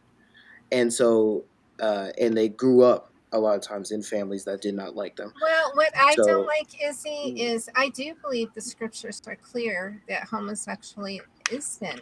The Bible does say that. And do I think that's the worst sin? No, personally, I think murder is the worst sin. That's my opinion, you know. Yeah. So I don't look at them as they are the worst sinners that walk this planet. No, I don't think that. But what I personally don't like is we don't get the same respect back from the gay community, which is they are not tolerant of us. They do not want to hear that we don't agree with them. And so it's almost like some of them are bullies. And I don't like that. I don't like Christian bullies. I just don't like bullies, you know. But I think we need to, if you're gonna say that there's miscommunication on their part as well. And they need to learn how to speak to us respectfully too, because I don't mind having a conversation with the gay people. I've been friends with gay people. I've never disrespected them. So I think it's more like, are both sides going to be tolerant, or is this a one-sided thing? And if you're not, you're called a homophobe. I don't think that's fair. Well, yeah, I do think, yeah, do you both mind if sides I have say to. something as a member of the Yeah, yeah. LGBT? No, Please do. I was And gonna I was gonna Yeah. toss it to you, Jared. Yeah. Go ahead. so the thing is, we've been persecuted for media based on this book that you Leviticus, or no, Yeah. no, Leviticus Oh, it was? 2013. It is. Yeah, Yeah, it is. the blood is on their Yeah. hands. We've been death for thousands of years. Say like, Mhm. oh, love the sinner, hate the sin. Well, I hate y'all's beliefs. It's nonsense Right. to me. It doesn't have the same. I don't have the same baggage that y'all have. Y'all are using a 2,000 to 3,000 year old book to justify, and maybe not your hatred. You don't have hatred for gay people, but you have some sort of aversion to supporting them when you should just completely support them. Like, what do you mean? How should we support them? By living, there is literally nothing wrong with you. There is nothing wrong with your existence. There is no sin about you. Your existence is fine in every single way. I can't say that. Because you have a book that is 2,000 years old. No, I have a God who lives in me. And yes, we do have a book, but I can't, in all honesty, not share the gospel. And the gospel is every person is a sinner. But Christ paid that price. We don't have to. Yeah, we don't have to be in a world without God. Now, they can choose to deny that. That's fine. And you're right. We should support anyone, whether they agree with us or not. But there it comes to a limit to what I think as a Christian I'm going to support. That doesn't mean I'm going to be ugly to that person or tell them, oh, you're just the worst person in the world. I would never say that. As I mentioned, and you guys might disagree with me here, but because I have an extremely narrow view of what the scriptures are actually talking about, I would support you guys' existence. Like I said, I use their existence, of course. Well, yeah, so I use you guys as pronouns, so I respect that and respect you guys' gender identities. If my sister so my sister is lesbian, if she had a wedding, like an actual event wedding, she didn't. She had like a very quick thing that they did. But I would have, and if I was able to go, I would have went. I don't think the government should be telling people who can and can't marry. So I think according to the government, you guys should be able to get married. So yeah, none of that is an issue to me. You guys being in media is not an issue to me. Because like I said, the whole throwing it in your face thing is, again, a result of, like you said, a lot of time of persecution. So that's very valid, and I think your frustrations are very valid, especially, when you've grown up. Just like, Black people would have been told that growing up that they're cursed from God. LGBTQ people grow up being told they're an abomination. That's wrong. Right, so I got that. And I might not even agree with the whole gay marriage thing, but I'm not protesting or marry who you want. Yeah, I could care less. But what my issue as Christian is, we don't get that same respect. Assumptions are made of us too, Jared, that we're full of hate and we don't care. When Matthew Shepard was killed, I thought that was evil. I'm sorry, that was horrible. I do not condone anyone treating a gay person, any person like that.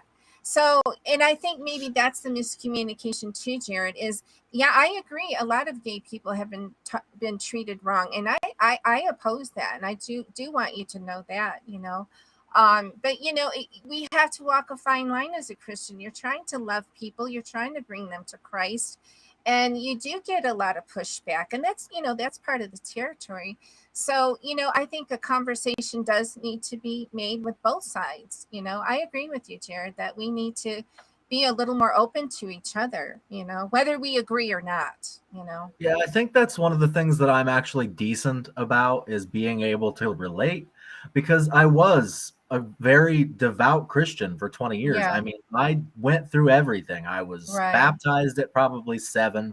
I was a missionary. I went on 7 or 8 missions organization to rebuild people's houses and spread the word of the Lord. I participated in baptisms. I set up I participated in VB. I did literally everything except like read my Bible and be like, I was hot for Jesus without reading the Bible. I believed everything that my church told me to believe. I thought I was going to heaven. I loved Jesus. I loved God. I did everything. I was the best person I could be, but I was also bisexual. And it was like, why, God, why did you do this to me? Why would you do this to me? Like, Mhm. I don't understand. Why did you put these feelings in me and then call me an abomination like 5 times in the Bible? Like, I knew my Yeah. Bible well enough. Mhm. I mean, I didn't sit there and read it page by page, but like, Yeah. I know it now. I knew it then well enough to know what people behind closed doors, Mhm. and the Yeah. people to love Right. me the most, even not would say these things, not knowing that I was bisexual. And I would hear them Yeah. and I would be like, that's me. And they're talking about me and they think I'm a good Christian, but I'm not really. I'm going to burn in hell because of what I Mhm. am and can't help it. And I tried literally praying the Yeah. gay away. I tried so hard to be the best Christian I could be. And then I joined the Marine Corps and I realized what indoctrination was. Because they say Yeah. in the Marine Corps creed, in the drill instructor's creed, I will produce a thoroughly indoctrinated Marine. That is word for word what they say. And I realized, wait a second, Mhm. this is the process they put me through. They indoctrinated Mm. this way of thinking. So I was indoctrinated out of Christianity and into the Marine Corps. And Mhm. it took a while for that I didn't necessarily have to believe these things. And then Right. there was this okay, I'm gonna be a father because I got married to a woman who already had children or a child with Mhm. Yeah. and I was like, I need to figure out how I'm going to raise him up, what I'm going to do to teach him. And I decided to sit down and read my Bible, which I think is one of the worst things that somebody who's really questioning their religion can do, because it um religion and you pick up the Bible, you're going to be an atheist by the got through probably the first 7 books of the Bible. I got through the Pentateuch and I was just like, whoa, I was never taught any of this. Why was I never taught like in the Old Testament?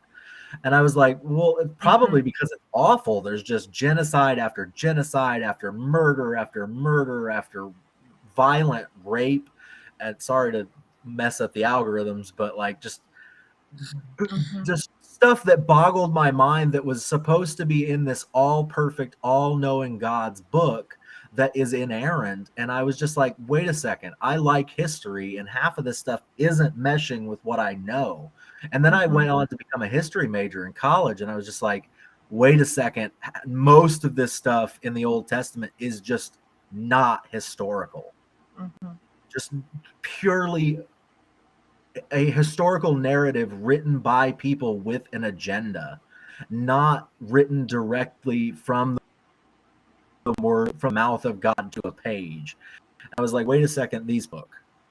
What do we know about these people? Mhm. And then I started researching biblical history, and I was like, wait a second, we don't know Mhm. anything about the people who wrote these books. We don't. Moses didn't write the Pentateuch. Well, wait a second, what? And I was like, um, everything that I was taught was a lie. And so I sat down, I read the book, did the history lessons, did all these. Like I took a Yale course on the introduction to the Old Testament, did all this research, and finally I was like, okay, I'm not a Christian anymore, but I still believe in a higher power.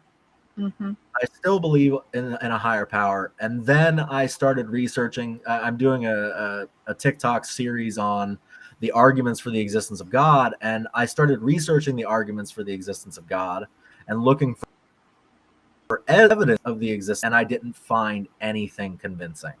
I was like, okay, the Mhm. cosmological argument, bunk. Sorry, I don't buy it. The Mhm. ontological argument, word games, I don't buy it. The moral argument, relativism, I see it all around me. I don't understand moral objective morals. I don't see it. Buy it. Yeah. Evidence from miracles. I've never seen a miracle. I believe David Hume. I like empirical evidence, and if someone tells me that they've seen a dead man raised from the raised from the dead, either they're telling the truth or they're lying. And which is more likely based on the empirical evidence we have about nature and it's more likely that they're lying. So I want to believe as many true things and as few false things as possible, but I just do that anymore. Yeah. I can't bring myself to believe that I think are false, and I wanted it so. So I don't know where I was going with and that rant, but Well, I just want to. I definitely want to sympathize with all that and say, yeah, it would be absolutely absurd to put myself in your shoes if I can for a moment.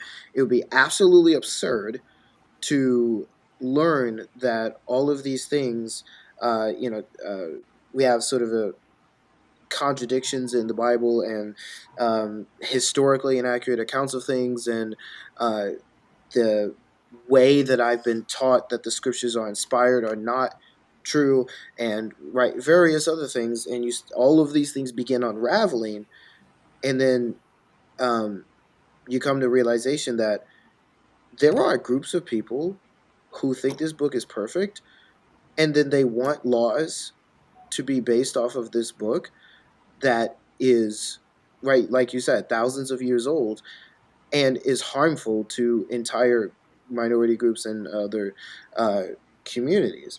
And so I get you would anyone would be rightly extremely frustrated by that, much less using such a text that was, like you said, ahistorical, not actually inspired or penned by God, to then justify any adversion to the LGBTQ community at all. So I definitely sympathize with that. I would, granted, of course, I would disagree, but even I probably would have disagreed with you as a Southern Baptist about your view of inspiration and things like that, even now. So, but I definitely understand your frustration. I do want to sympathize with that. That makes total sense, and I am glad that you were able to voice that here. I do want to just say too, I want you to know that you are heard. I mean, at least me, like I listened to you. I hear you, and I'm sorry you didn't answer you were wanting, and that, there seems to be some church hurt, things like that, and there was definitely church hurt. I can't deny that there was an emotion for me that led to my deconstruction, and eventual deconversion was more of a logical, like less emotional, more logic, see the evidence. I think initially I see that, like, it could have started out as emotional, which led to the majority of it being logical, and like you were looking into it and find, the history behind it, and then you came to the obviously, like Isaiah said, I would have to disagree. I believe there is tons of evidence for the Bible historically, scientifically, archaeologically. There's documents, there's testimonies, eyewitness testimonies. We have more like manuscripts, and just, I'm not going to go on and on, but I'm just saying, like, we've come to different conclusions, and that's okay. And like I said, I view you as a person, and I don't view you differently. Right. Thank you. She's breaking up on my end, but mine too. Yeah, so I definitely. Yeah. No, we don't. At least I don't view you any differently, and Priscilla doesn't view you any differently. No, I mean, we can disagree without being ugly towards each other. You know what I mean? Why does that happen? It's like we all want to be loved, right? So, like most people who have gay friends or bisexual friends or pansexual friends or whatever else, you don't know until they just come out and tell you. And in most cases, if you're a straight person and you just, okay, thanks for telling me. So we're still cool for tomorrow, right? That's the way things usually. Yeah, can we go grab beer later, man? Like, I gotta. But the world wants to focus on the less than 5% of terrible cases where the family, get out of my house, or I don't want to see you at work ever again, or you're not my Yeah. friend. That's the less than Yeah. 5% cases. The rest of the world is like, okay, cool. So we still playing our basketball at the corner tomorrow. That's the way it goes. Yeah. You can Yeah. you can still talk, right? You're okay, Right. right? You're still human, right? Yeah. Okay. Mhm. Right. Yeah. Yeah, there was like I did there was a music artist who did I a do have to go. I'm so oh, sorry, go ahead. That's everyone. okay, Raven. But No, we've thank been here for a you. while. That's totally Thank you, fine. Actually, everyone. It was so wonderful to meet everyone. Yeah. I really appreciate all your Yes. input, everything that's on everyone's hearts. I just pray that everyone has a blessed night. Okay. Yes, thank you, Raven, for Right. being here. I All really right. appreciate Thank you, that. Izzy. God Yep, bless no you. problem. right. Bye. You too. Right. But when I had done the I did like I've done two responses to the whole Demon Month Christian rap video. It's Christian. It's so bad. Anyway, there was a music artist though who did make a response to that TikTok video that he had put out using that song, and um, he was obviously much bigger, had a much bigger platform than me, and that artist like took that TikTok and I think put it on his Instagram and just basically let everyone absolutely disrespect and lampoon the music artist for um, basically holding to the Christian virtue of love, and condemning that video, rightly so, for its No. ridiculousness. No. But yeah, it's and I don't know, like genuinely, I don't know what motivates people to do those sorts of things, to make the music video he made, which, like I said, was unbiblical, as among other things. But Yeah, yeah, like I really don't. you know, I genuinely don't. Like when my sister came out to us, I mean I was a kid, granted, but um, I really didn't look at her or treat her any differently. Um, and yeah, I especially because of my sister. Like I cannot. Maybe you and I would disagree on what homophobia would entail exactly, but I cannot stand people who are homophobic and things like that, like Westfield Baptist Church, and even like not so extreme people, just Right. because it's like you would say that to my sister, like how dare you? You know what I Yeah. mean? So I that's something I can't understand. yeah, I would say add to that and say the whole like there these people have demons in them, or the mental illness, it's very real, and I wouldn't say that those people have demons. I think the way some go about it is so wrong and it's awful. Like the ones that stand outside with signs that say like, you're like the whole like the scriptures even say in the Bible. I would always tell people read the New Testament first before you ever go to the Old Testament, because then you see how God was this vicious, wrathful, you know, uh, God because of sin, and then he came down as man. God came down as man to fulfill, you know, um, what man couldn't, and died for our sins. And in the New Testament specifically says, "I came not to condemn you, but to what is it? Give peace to the world," or something like that. Like, um, so the New Testament we should be living by this concept of, Nope. you know, we should not be condemning, like, and we're not in the place to judge someone's salvation. The scriptures also say judgment is in the church. First Corinthians, I believe it says, you should be judging within the church, your own people. Don't judge the outsiders, right? And so I get after people like that all the time, because this whole what is it, like going to hell and Fire and brimstone. yeah, like these signs in the blowhorn that, Mhm. that's not going to work. Like I'm worried about anyone who is like happy that people are going to hell. Like if that's how you sound, I am very concerned about your health and well being, as well as your theology. Um, Yeah, like people who say I'm gonna dance in heaven while people are burning in hell, like watching them. Like, it's surprising how many people I've actually heard like, I cannot wait to watch from heaven as you burn in hell. No, yeah. I'm not progressive Christianity, because progressive Christianity goes as far as to like, oh yeah, be whoever you are and God will love you, and it starts to become this thing of like, well, where's the repentance and making the change, and you know, but even with abortions, like I never liked it when Christians are outside saying you're killing, you're murdering your baby, and I do believe murder, but you shouldn't tell that to people. Like I think there's a way to go about it. I think I've always envisioned in my head these people screaming at these women that are going in, and the women are walking besides Jesus, and Jesus is walking them in. And even though we know Jesus would not support that, but because of love, he gives us the free will and the choice to do the decisions that we were going to do anyways.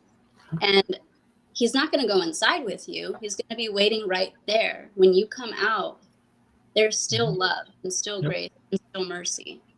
And I think more pro-life people need to do that. When people, don't yell at them when they're going in, be there for them when they come out. Say, Jesus still loves you.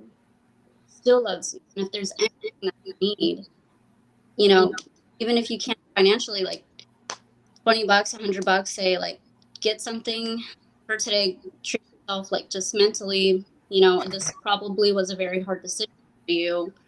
But I think that's the more loving approach. Even if you don't support it, I think I would, what I would want done for me. And I look at that. I always think back to situations on like, what would I have wanted done for me? Yeah, and I think that's a very mature and empathic thing to do, is to say, even though I disagree with this position, let me put myself in this position and then ask, what would I want if I was in this position? I think that can be very helpful to a lot of Christians who are not as loving and generous as they ought to be. I'm curious, Jared. Would you agree though with what I had mentioned earlier, that this kind of stuff, that there are people who are upset that like LGBTQ related issues are just thrown in their face, but it is somewhat of a like necessary reaction out of them advocating for themselves and the persecution that they have experienced, which is yeah, I would say it is a necessary response. As a bisexual man, I don't like walking anyone sucking someone's face off on the street, like, or private. I don't need to see that. I'll see it where I want to see it, not where I don't want to see it, or not where my kids are going to see it. Please, be decent. Pride parade, I'll go to a pride parade, which I do every year.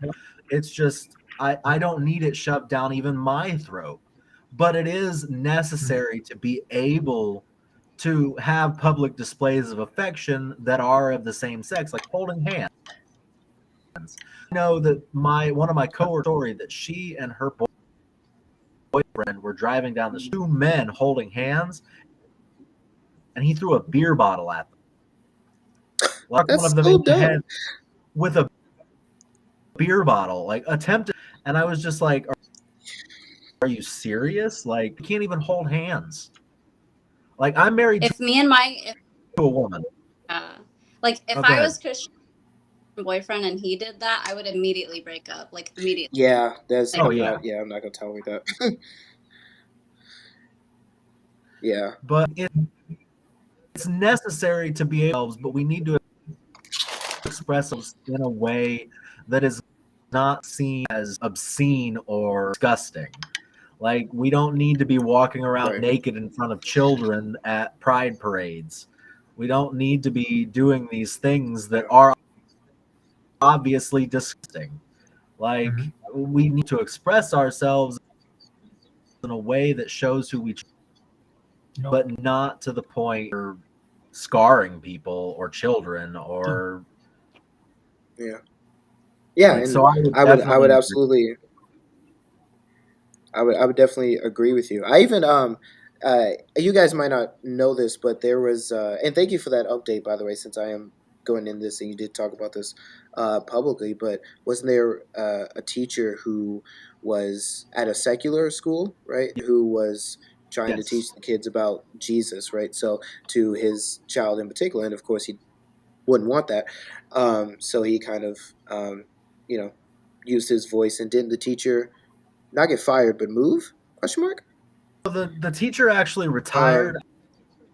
I don't think it had oh, anything my complaint, because I did complain to the ACL when they sent a decent and desist letter to the school, because it wasn't part. If it had been part of a world education's curriculum or world religion's education curriculum, with it, teach them about Kwanzaa, teach them about. But she only read one book, which was called The Tale of the Three Trees, and it was an explicitly Christian book. It was the first tree wanted to hold precious like treasure that was made into the manger. The second tree wanted to be a strong sailing ship. It would turn into the boat that Jesus calmed the storm. The third wanted to touch the heavens, and it was made into the cross. The book showed Jesus carrying to Calvary, fourth grade classroom. It's like, you're not like, Dad, the teacher told us a story that made me really uncomfortable. And I was just like, no, you're, and I wanted to, I would agree. was like, yeah, Yeah. I supported you though in doing that, because kids are precious, and I think parents have a right, and especially if the kid's uncomfortable, right? Yeah, this Yes. should not be. And so I would say you and I then would probably agree and be consistent and say, we wouldn't want that push on our kids, and we also might not want, LGBTQ relations pushed on Right. kids either. As much as we may agree or disagree with one of those, like my son's Like both of my son's godmother is a lesbian, and they love her to death. But as soon as things in front of my children, they're never going to see him again. That'll ever happen. Right. Yeah, Like, and I definitely respect and agree with that. Like, I'm a young Earth creationist, and I'm a very strong advocate for it. But I'm not strong enough to. I'm not going to be, just like many others before me have said, that even though I reject, billions of years and gradual Darwinian evolution, I'm not about to say, well, replace it with the Bible, replace it with young Earth creationist ideas. I'm not about to go and say, go teach my kid the cross, go teach my kid Noah's Ark. I'm not, and I'm not about to take my kid out because biology 101 starts talking about how theory says, how we all came here to be. I'm not about to take my kid out of there for that either. Right. But just like an atheist, it would become very, very agitated if their secular public school started teaching creationism. I would be on the side of the atheist or whatever else, because that would mean that the atheists would need more of their view put in, or the Muslim or the Hindu or the Voodoo or Buddhists would all put it. Where's ours? Where's ours? Where's ours? It's like, then just shut up, leave it alone, let it go.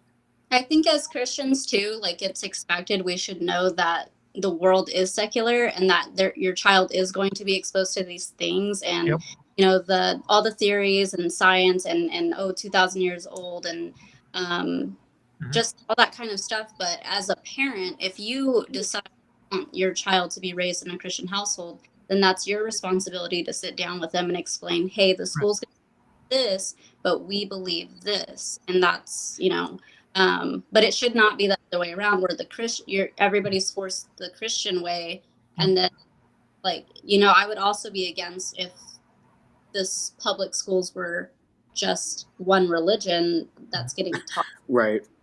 Um, Yeah, no, I think me and many other Christians would agree that like Christian nationalism or any form of Christian theocracy is really goofy. So, so It's an yeah, I would understatement. definitely, yeah, It's like yeah, it's like many for the last 4 decades, or actually even more so, but especially in the last 4 decades, racism naturally has been debunked. Children as young as between the age of 1 to 6 do not grow up racist. They don't. They grow up thinking, "Hey, why is my skin not as light as theirs, or why are my eyes not like theirs?" And they don't grow up hating it. They're not disgusted by it. They're not afraid of it. They're inquisitive of it. They're curious about it. They want to be friends with that person, I even know though I was. all the more because they're different. But the parent steps in and says, "No, we don't associate with them," and that's when it sets in. And sexuality. Why are those two clearly mommies, or they're not mommies, but a child is going to say mommies, doing that with each other physically? The child is inquisitive. They don't know what's wrong. They naturally don't know what's wrong yet. Mhm. So it's not just theists. There's secular like atheists or non-theists or agnostics who are also anti sexual world, Right. and they step into as well, saying that's not right. You don't touch that way. You don't look at them that way. That's programmed. That is like absolutely programmed. After 4 or 5 years old, that kid is like, okay. Right. it's definitely up to the parent, and I do think there's indoctrination not just within Christianity, but even like no matter how you raise your child, that it is naturally going to be like indoctrination. Your parenting style, you are indoctrinating your child. It's just a matter of what are you like indoctrinating them with. And I agree, it's completely 100% like you were saying. It falls on the parent. If your child grows up to be racist, it's because you were probably speaking on them. If your child grows up to hate the LGBTQ community, it's because you were feeding that to your child. Mhm. That's bad, or it's a natural and all this stuff. Yeah. So, yeah, there's definitely a lot to critique in all of that. I recently in South Park almost now. yeah, I there was a freaking there's a I've been on this like watching different Christian nationalists and other things, and it's ridiculous. But like I saw this guy named Nick Fuentes who is a Catholic Christian. Oh, do you know him? You know who I'm talking about? I've heard some stuff about Nick Fuentes. God, yeah, he very much wants to protect white culture and white race from the Jews. I don't know, something. He literally like wants to start a holy war against the Jews. It's a whole thing. Um, but there are people who are like that in government and who definitely want our schools to teach children those sorts of things, and then the exact opposite as well. And so, like Inspiring Philosophy, who has been critiquing Christian nationalism, has made a point to say, yeah, we got to be right down the middle on a lot of these issues. We got to be able to agree with any non-believers sometimes that this is a problem, and agree with the believers that sometimes this is a problem. And I think that. Especially on my view, having a very specific and narrow view about what the scriptures teach on certain things has definitely allowed me to navigate that middle ground pretty decently. Obviously, you make both people upset on the extremes, but I don't know. I don't think anyone should like too many extremes on on many positions. So yeah, it is. So I have class in the morning. Yeah, yeah, yeah. My fall classes are just starting tomorrow, and I have a 3-hour class tomorrow. So that's gonna be fun. Yeah, sounds like fun.